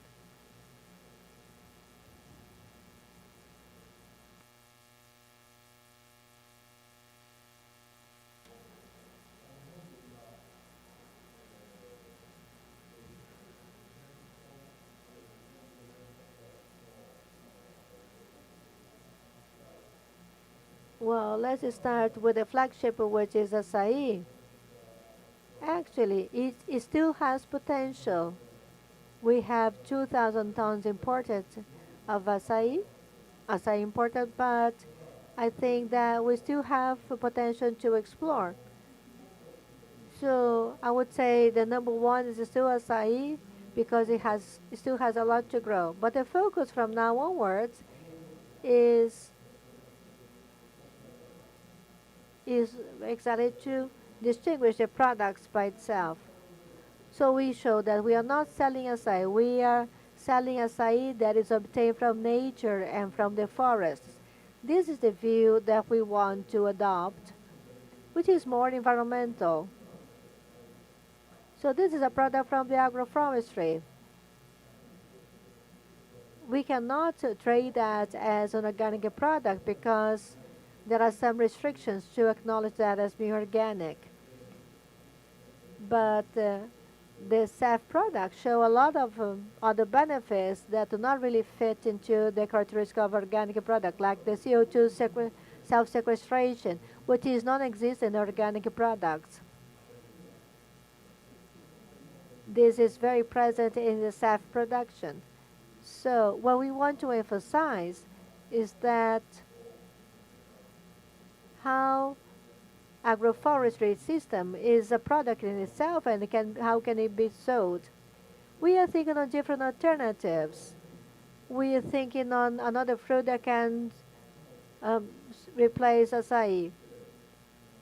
And the farmers are focusing a lot on cocoa that has been recognized as superfruit that is very rich and it can also be used to produce chocolate.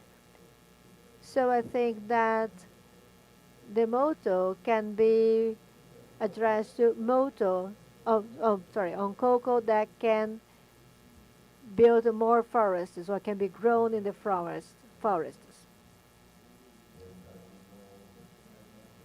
This is a broader view of the product.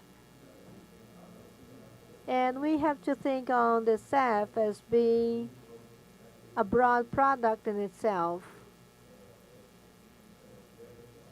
because it also offers different possibilities of market, but SAF is also something that restores the environment. So it's a very good argument.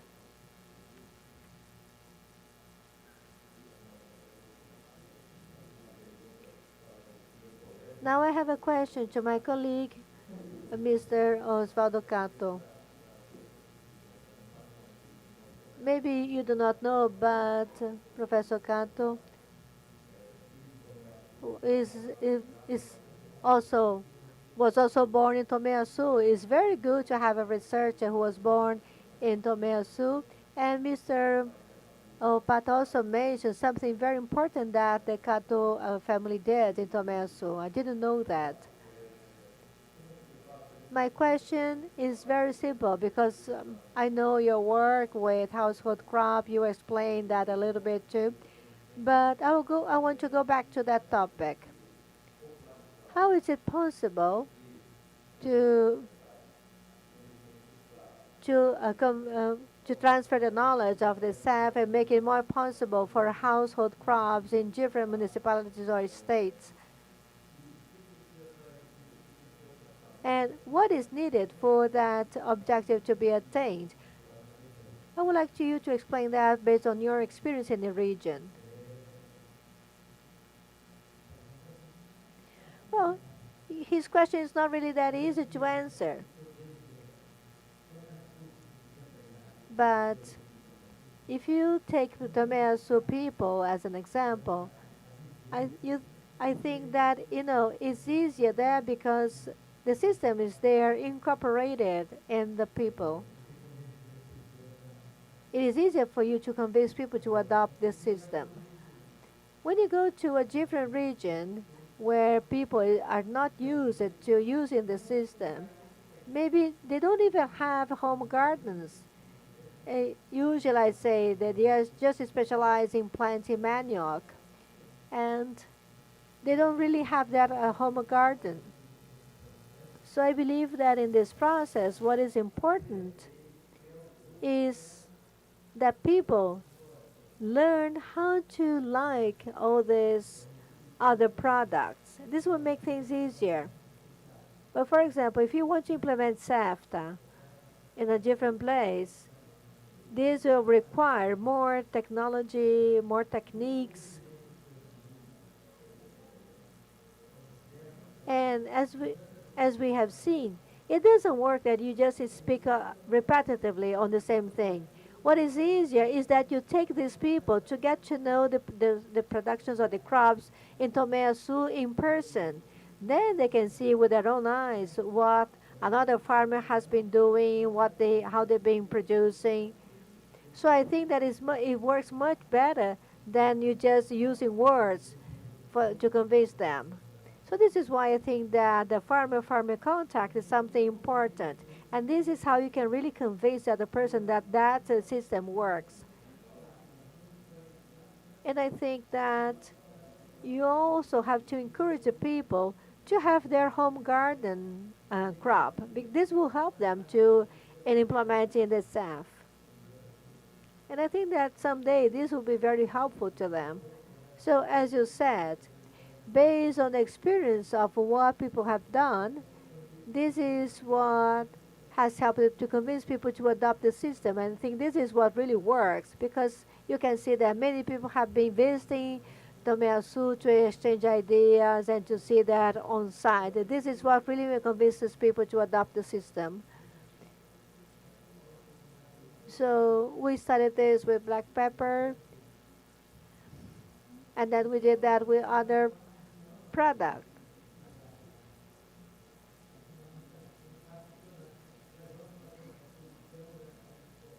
So we took people to Tomé-Açu for them to see how we were planting and so on. So I think this is what really works. I don't know if I answered your question. No, you did. And you said that the farmer who plants manioc has to have the habit of planting trees and also to have other kinds of crops.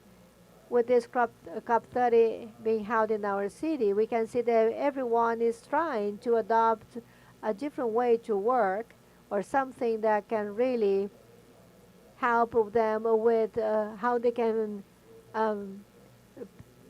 eliminate or reduce the emissions of carbon. Now I have another question to Mr. Flavio Costa in the same line. What public policies or specific public policies the Ministry of Agriculture in Brazil plans to implement to foster the SAF as a model of strategic implementation in the Amazon region? Good morning, everyone. I'm Flavio Costa.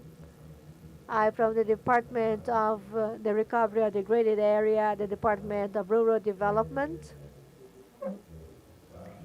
And the SAFs are a priority to sustainable agriculture at the Ministry of Agriculture. And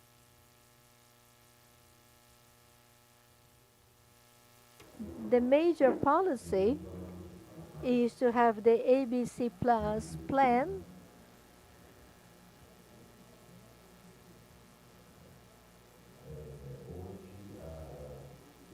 and today the widely known policy that is also more disseminated is the ABC plan, and is part of the technological package that is disseminated by our ministry. This is the implementation of integrated systems, which combines the 4 agroforestry systems and also a combination of livestock and agriculture.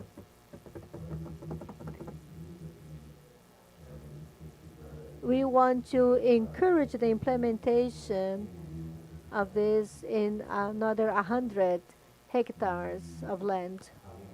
Apart from this specific policy,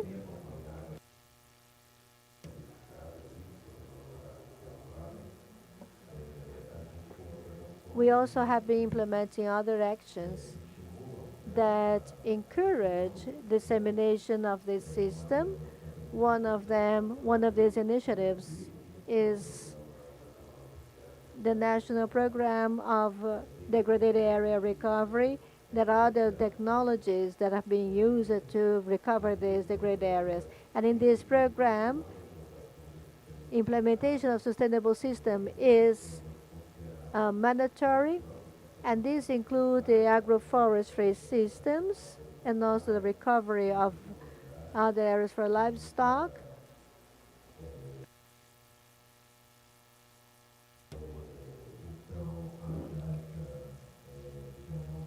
And JICA has been our partner, a traditional partner for many years. We have seen several good examples of this Japanese partnership with us.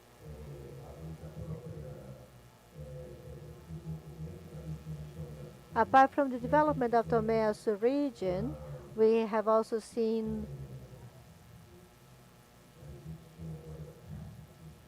well, sorry, but I just lost line of my thought.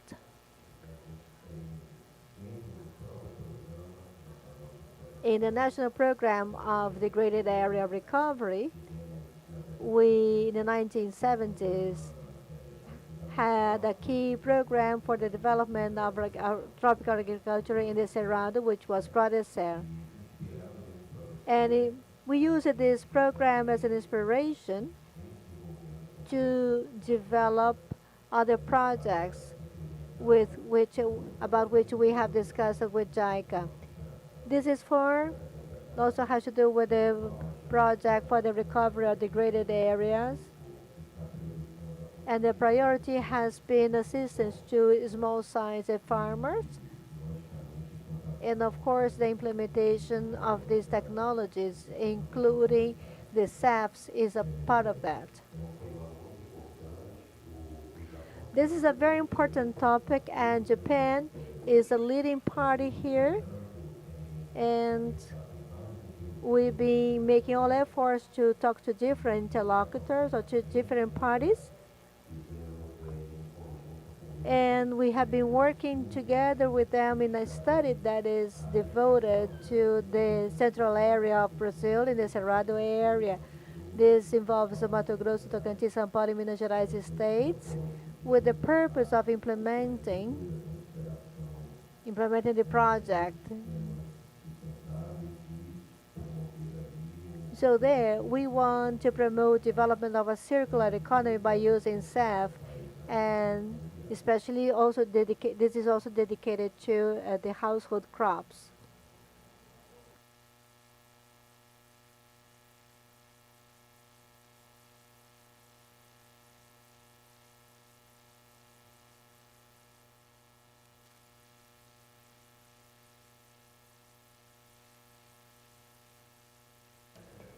So this partnership with JICA is also very important. And I can see that JICA plays an important role in different segments in the production here in Brazil. They encourage all this production by bringing the experience from Japan, and they also finance different projects. And this is very important so that we can continue with agriculture projects in a more sustainable way.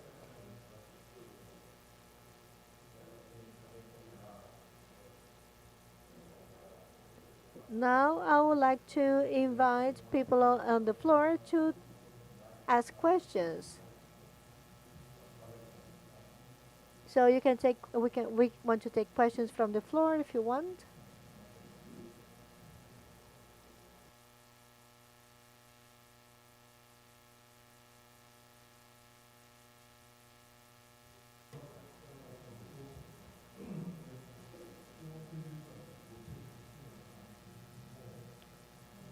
I am Osaki from the University of Hokkaido in Japan.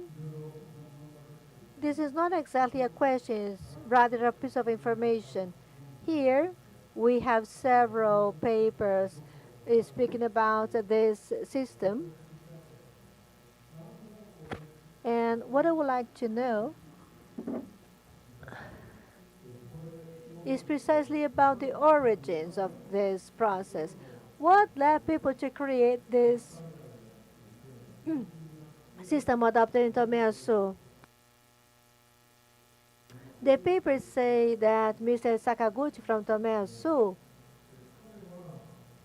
had a crop that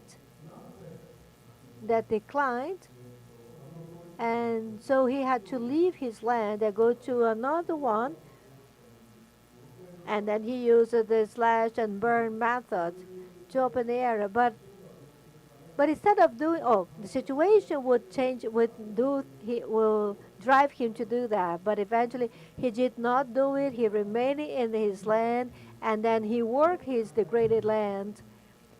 And then he had this idea to have biodiversity there. And this is how this this agroforestry system was developed. And today, this is a successful case.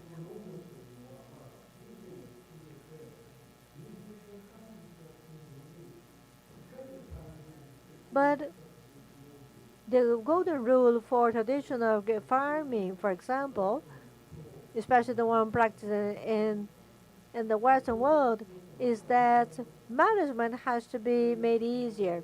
And SAF is completely different from that. It makes it difficult for you to monitor and manage the whole crops. So farmers already had the recipe for that. And this is what led farmers to adopt this system. Well, I'll try to explain it the best way I can.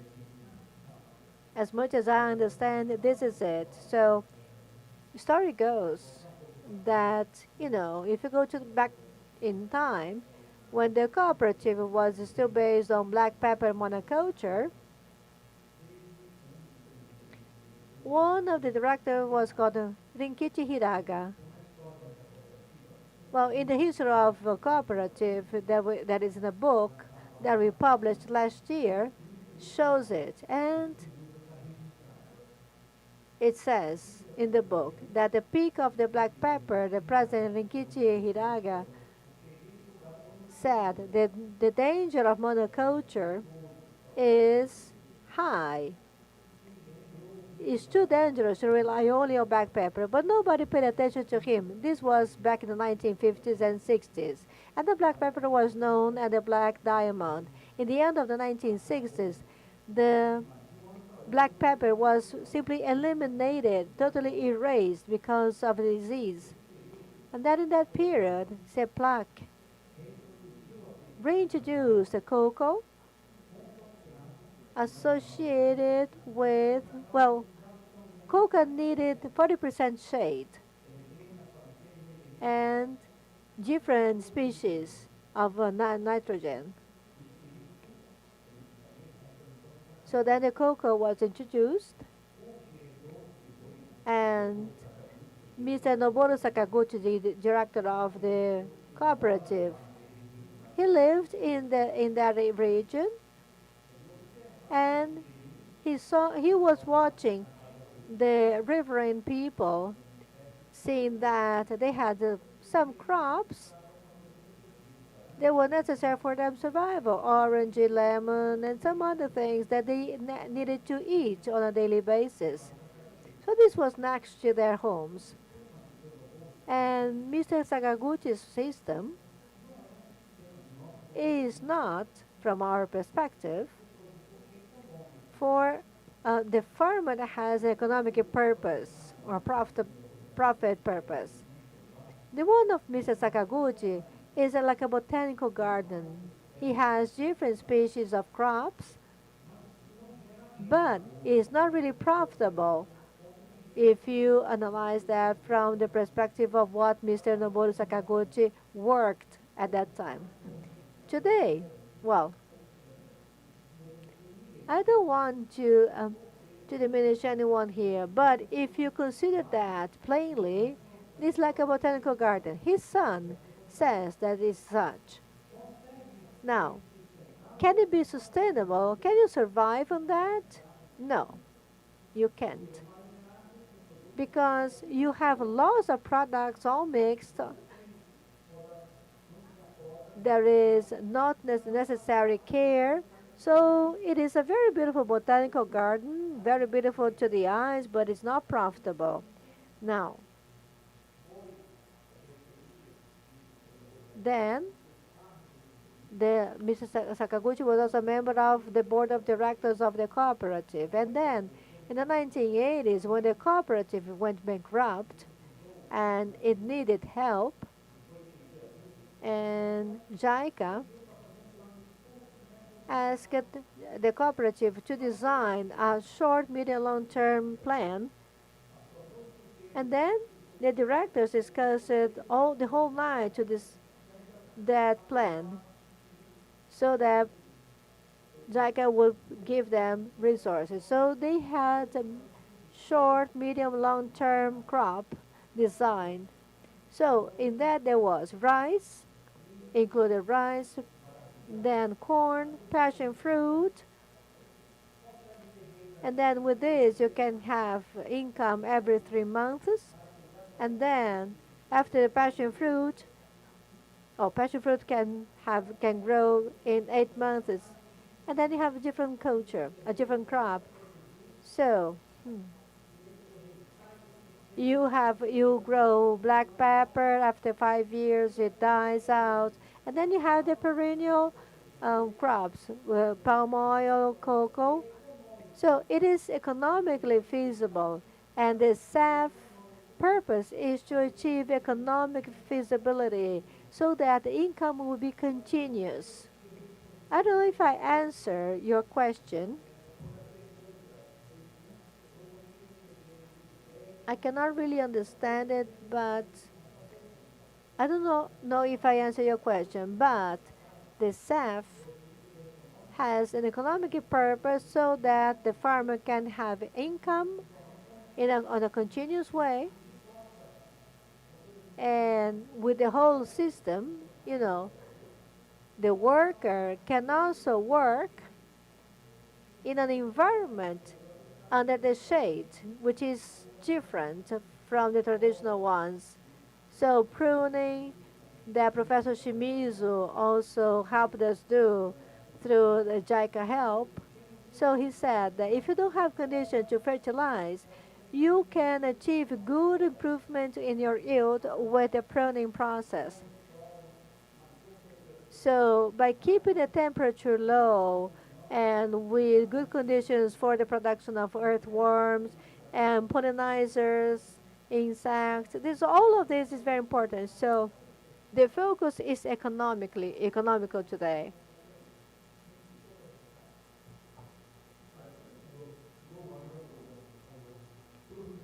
Did I answer your question? Well, thank you. Yeah, I understood the whole process, but my question is, what was the reason for Mr. Sakaguchi to migrate to SAF? I read several of his interviews, and none of them explain well the reason for that. It is not explained the reason why he adopted.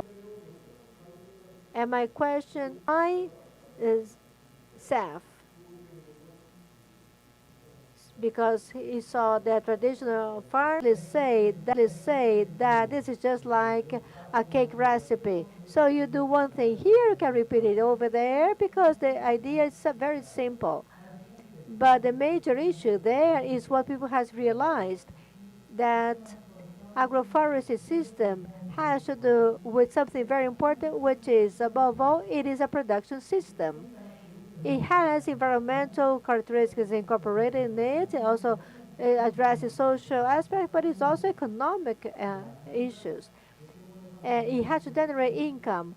There is a study conducted by the agroforestry societies, and the most important factor in a decision process for a farmer to adopt the SAF or not is the economic aspect or agroeconomic factor. Now, the other factor is management. Management of more complex process. Why do you decide to do that? Why not adopt the one that is simpler? The thing is that the cost. When you work with monoculture, you have more exposure to insects, diseases, and by and large, when you consider climate change, monoculture is much more exposed and there is more instability. So a SAF is much more stable. Many people now have managed to understand that it's more comfortable or more safer to work with more than one product than just one product. Tomeyasu is a very typical example of this, a classical example. I've been the work of monoculture for so many years led to chaos, and then, culturally speaking, the Japanese organized themselves to adapt to the context. So they use that context to start using a diversification process in terms of crops. Of course, there is an individual decision-making process there that plays a role. Then, because the farmer has to decide whether they want to run the risk of monoculture or adopt one that is more complex, but then in the medium long run can can result in a more stable and sustainable result. I just would like to add a comment to that discussion. I just would like to add something more to the explanation that was given by my colleague, Ivan. When we consider tomesu, instead of using a vegetable to replace,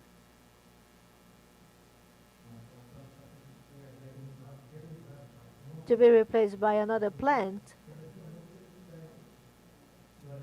so forest species were selected, and many times they were known, and many times they were used just to produce timber, to make furniture or to make houses.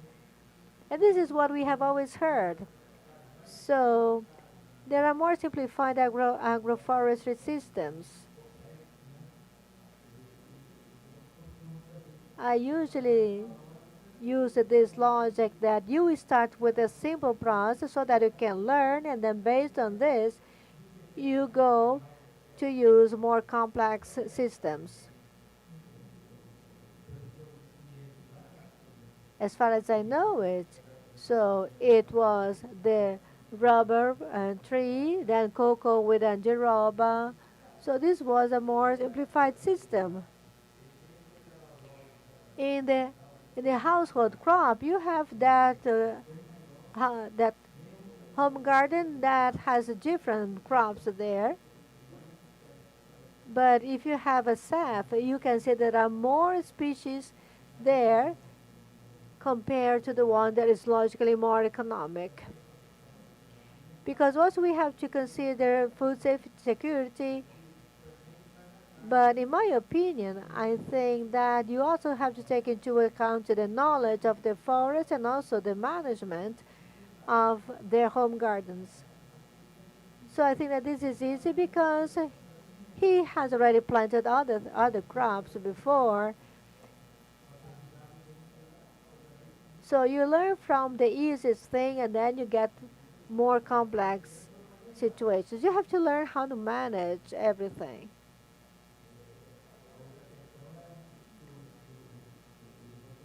And another aspect is what Ivan said, because the higher the biodiversity, you have a better balance in your environment. And then you give more opportunity to,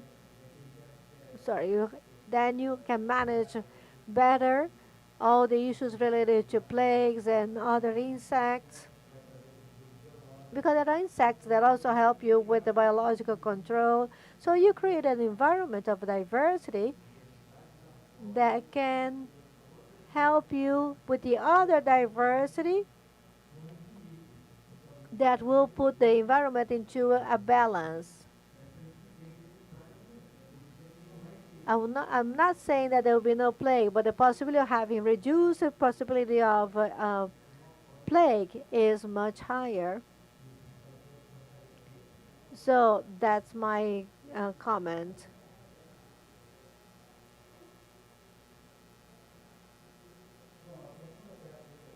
As to the black soil used by the indigenous peoples, I'm not going to make a comment on this, but Just to add another piece of information to the complexity of this topic, of course, there is a limit to the diversity to be taken into account. When you have a production system, you have to seek something that is considered the biomass of social interest, as scientists say. So this is what we seek with SAF. Nature produces the biomass in the interest of the nature. And this is a clear distinction you have to make. You cannot produce in a SAF exactly what happens in a forest, because the biodiversity in a forest is different. For the human being, we want the biomass on our interest. So it is possible to produce 4 crops combined. 2 is minimum, because out of that you have just one crop, which is monoculture. But you have to find a balance. What is the level of diversity and the number of the diversity that will allow me to have economic production without compromising the other productions, and can also allow me to have stability in the long run. We apply the Kaizen because this is one of the conditions for the system. You have to adjust the systems over time because things change. Then the plant grows. There is too much shade to another plant that doesn't need so much shade, and so on. And all of this has to be adjusted over time. So the answers are complex because the system itself is complex.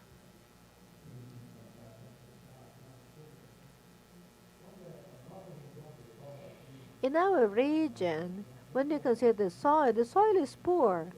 I don't know if there is any different information of that. And in the region of Tomeasu, the land is based on clay, very poor, very little black soil. And in black pepper monoculture, the soil was totally uncovered. There was too much use of chemicals as fertilizers. And the transition is when there is something important to be taken into account from Sakaguchi-san. And this is a matter of classification and reducing the number of plants of different species per hectare, because it has to be economically feasible. The palm oil, for example, in the SAFTA dende, in the monoculture, the SAFTA dende, it is smaller or slower. So the soil it gets better in terms of coverage. And when you speak about ashes, today we're working with BioT so that we have this material back for enrichment. And the demonstration unit of Mr. Suzuki, which was shown to Osvaldo, shows a substantial improvement with the black soil. But it's not easy to discuss with professors, and I believe that you are not pretty satisfied with the answer.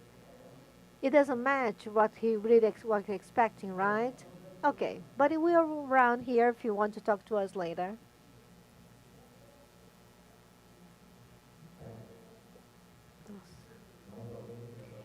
Anyone else? Any other question to the panelists?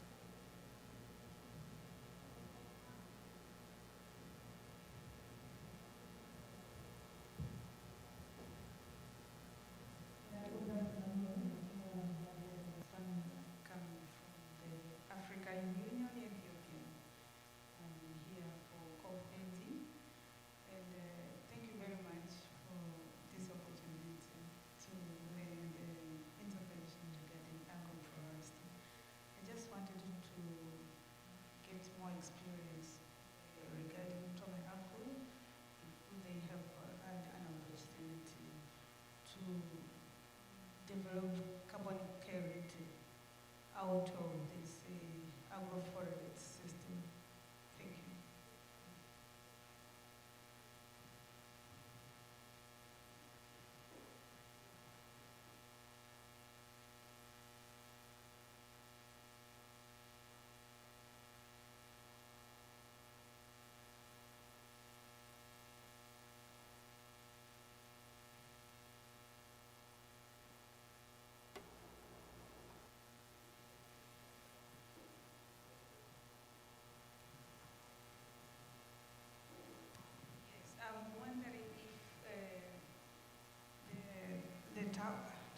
have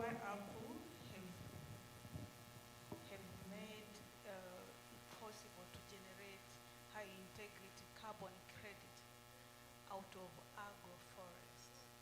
Yeah, if there is that possibility, because I've seen here there is a lot of opportunities and profit regarding to environment, social activity and economic. So is it an opportunity that we can adopt this type of farming system to other part of Africa and also generate income and also generate carbon credit out of it? Thank you. That's a question.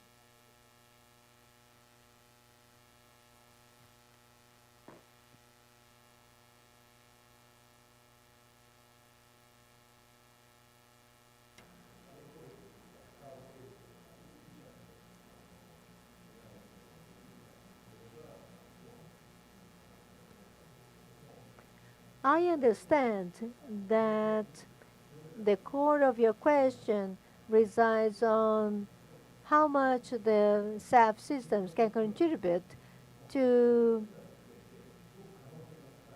to sequestration of carbon.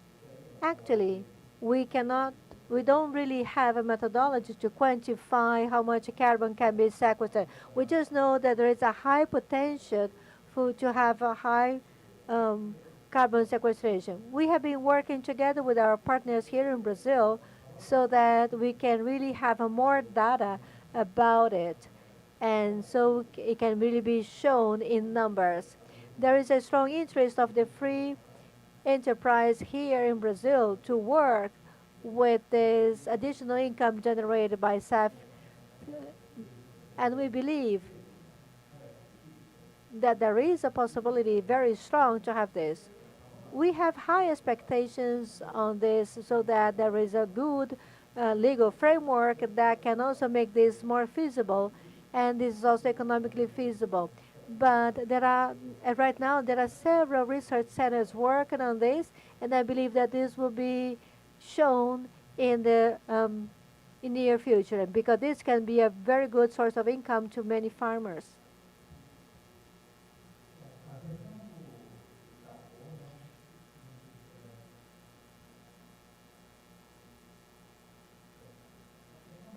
As to carbon, it is very important because carbon has to be treated as a product. So carbon credit is a product. Last year, or in December last year, Brazil passed a law on regulating carbon levels. So you have to take into account that carbon is quantifiable. So there is a minimum quantity of carbon to be marketed. Tomeyasu has a high potential for that because they work in cooperatives. An area of an individual farmer possibly cannot take advantage of the carbon market because the number is wrong or the quantity is not enough. But as a cooperative but when you put together all the farmers and when you consider the size of the property, this is possible. So carbon has to be considered as one product more to generate additional income to the production system.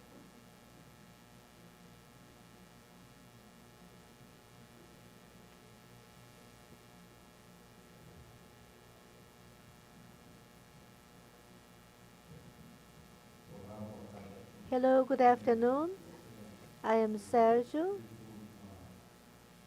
director of a research center, which is private, located here in Belém. We have been in the Amazon for 10 years, and we want to strengthen the bioeconomy chains. This is Biotech Amazonia.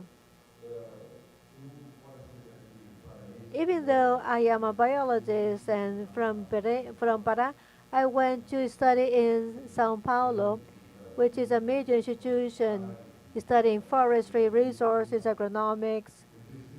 And I realized that many people defend the underdevelopment or sustainable underdevelopment for the Amazon region. So they want people to live here and spend the whole day looking at a tree without having any kind of condition to sustain themselves. And I think the opposite. I think on the sustainable development, and the agroforestry systems are an excellent example, a case that shows that it's fully possible for you to produce the crops by maintaining biodiversity and generate income to the farmers.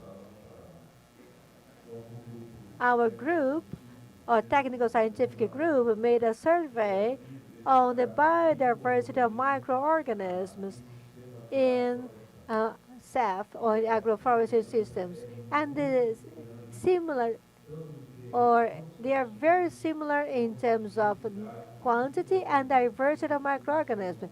This is a genome study that we conduct in the environment of agroforestry systems and also native forests. This is a result that is very good above all. So, my question is much more something to instigate further thoughts on this. We know the SAFs very well, and we can show to Brazil and mostly to the Ministry of Environment that agroforestry system is an alternative. I can see here on the table institutions like Embrapa and my colleague from the University of Paraná and JICA, which is a highly credible institution or institution of high credibility. So ultimately, we need to have a recommendation letter for that, because once again, you highlight all of this and send it to the Ministry of Environment to show that the agroforestry system is really an alternative for the recovery of degraded area. I think that a more difficult initiative is what the Ministry of Mines and Energy has managed to do with the exploitation of oil in the Amazon area. So, owing to the high density of material published, or the high number of papers published, I think that it has shown that it's fully possible for you to develop the agroforestry system to generate income by maintaining biodiversity and recovering degraded areas in a good way. So this is just food for thought, so that in the end of this event, we can have a recommendation letter stressing the efficiency of this system and to be sent to the ministry. Thank you. Your name, Sergio?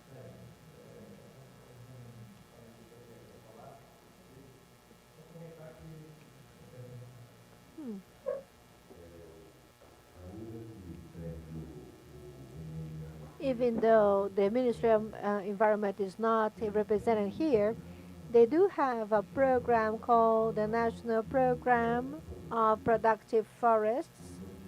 The purpose is precisely to recover degraded areas through the development of SAF. I can tell you this because we in the Ministry of Agriculture also have conversations with people in the Ministry of Environment. I can give you more details if you want, and also how it has progressed. But I can tell you that they have this line of action, which is to develop productive forests.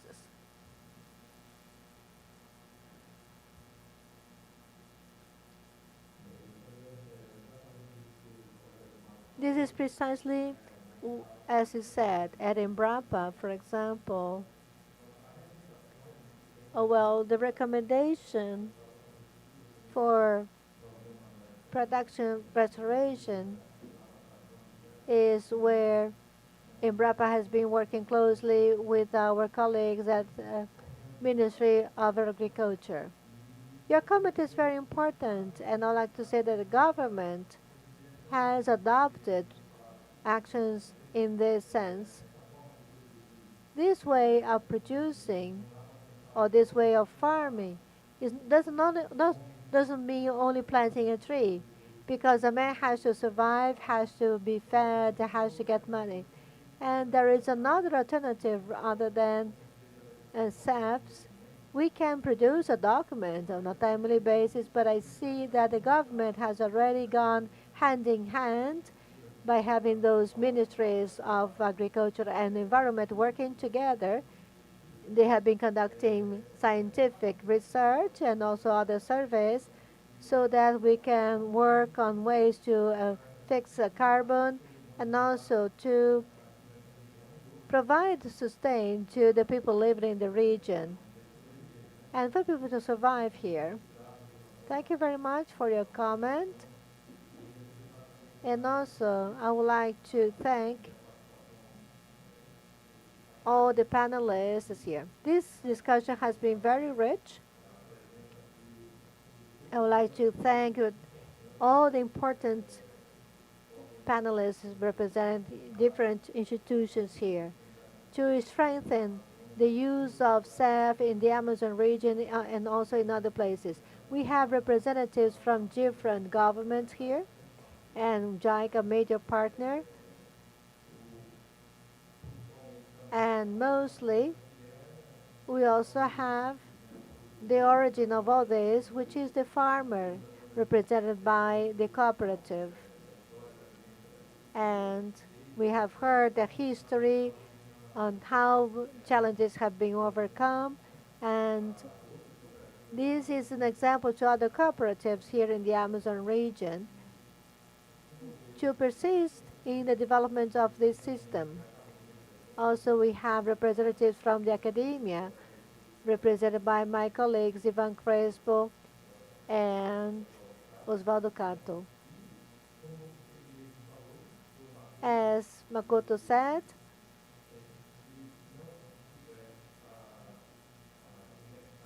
if this product cannot be marketed there is no strengthening or encouragement to the productions, as he said. So I think that is a golden opportunity that JICA has provided us with. This is a very rich discussion to discuss SAF or SAFTA, and tomorrow we're going to be on a tour, and I think that the discussions can continue that. I would like to thank all the panelists, and on their behalf, I would like to thank each one of the attendees here. Thank you very much for this discussion that we had, which was very nice. Now I would like to pass the floor to Mr. Yuri. I think that, the smell coming from the kitchen is so good, so I think that lunch is waiting for us. So now Yuri has the floor. Thank you. Thank you very much, Mr. Delman.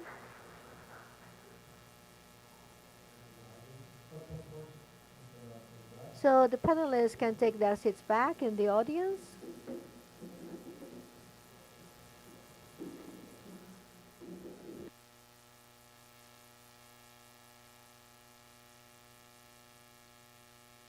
Well, we have come to the end of our seminar, but first I would like to give you a couple of announcements. On the tour that was mentioned a couple of times, this will be held tomorrow, and we still have some places. It is 250 reals, including transportation, leaving from this association here and coming back to the same point, breakfast and lunch. If you're interested, please just let me know, and then we can register you. For those who are going on the tour, just to remind you, we'll leave here 6 p.m. 6 sharp, and so please arrive at 10 minutes before the time. And we have to leave at 6 sharp because it is a 4-hour trip.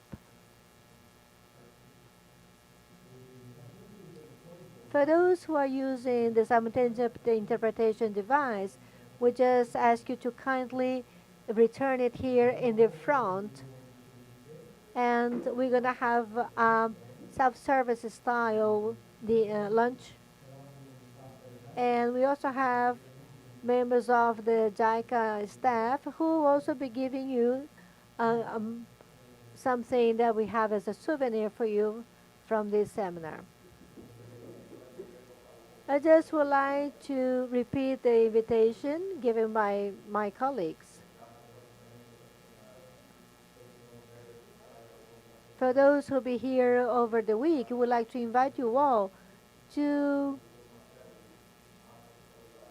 as Marcelo said, to get to know the technological experiences with the production. And if you visit that, you can see that you can see how rich the agricultural livestock research done by Embrapa can help you.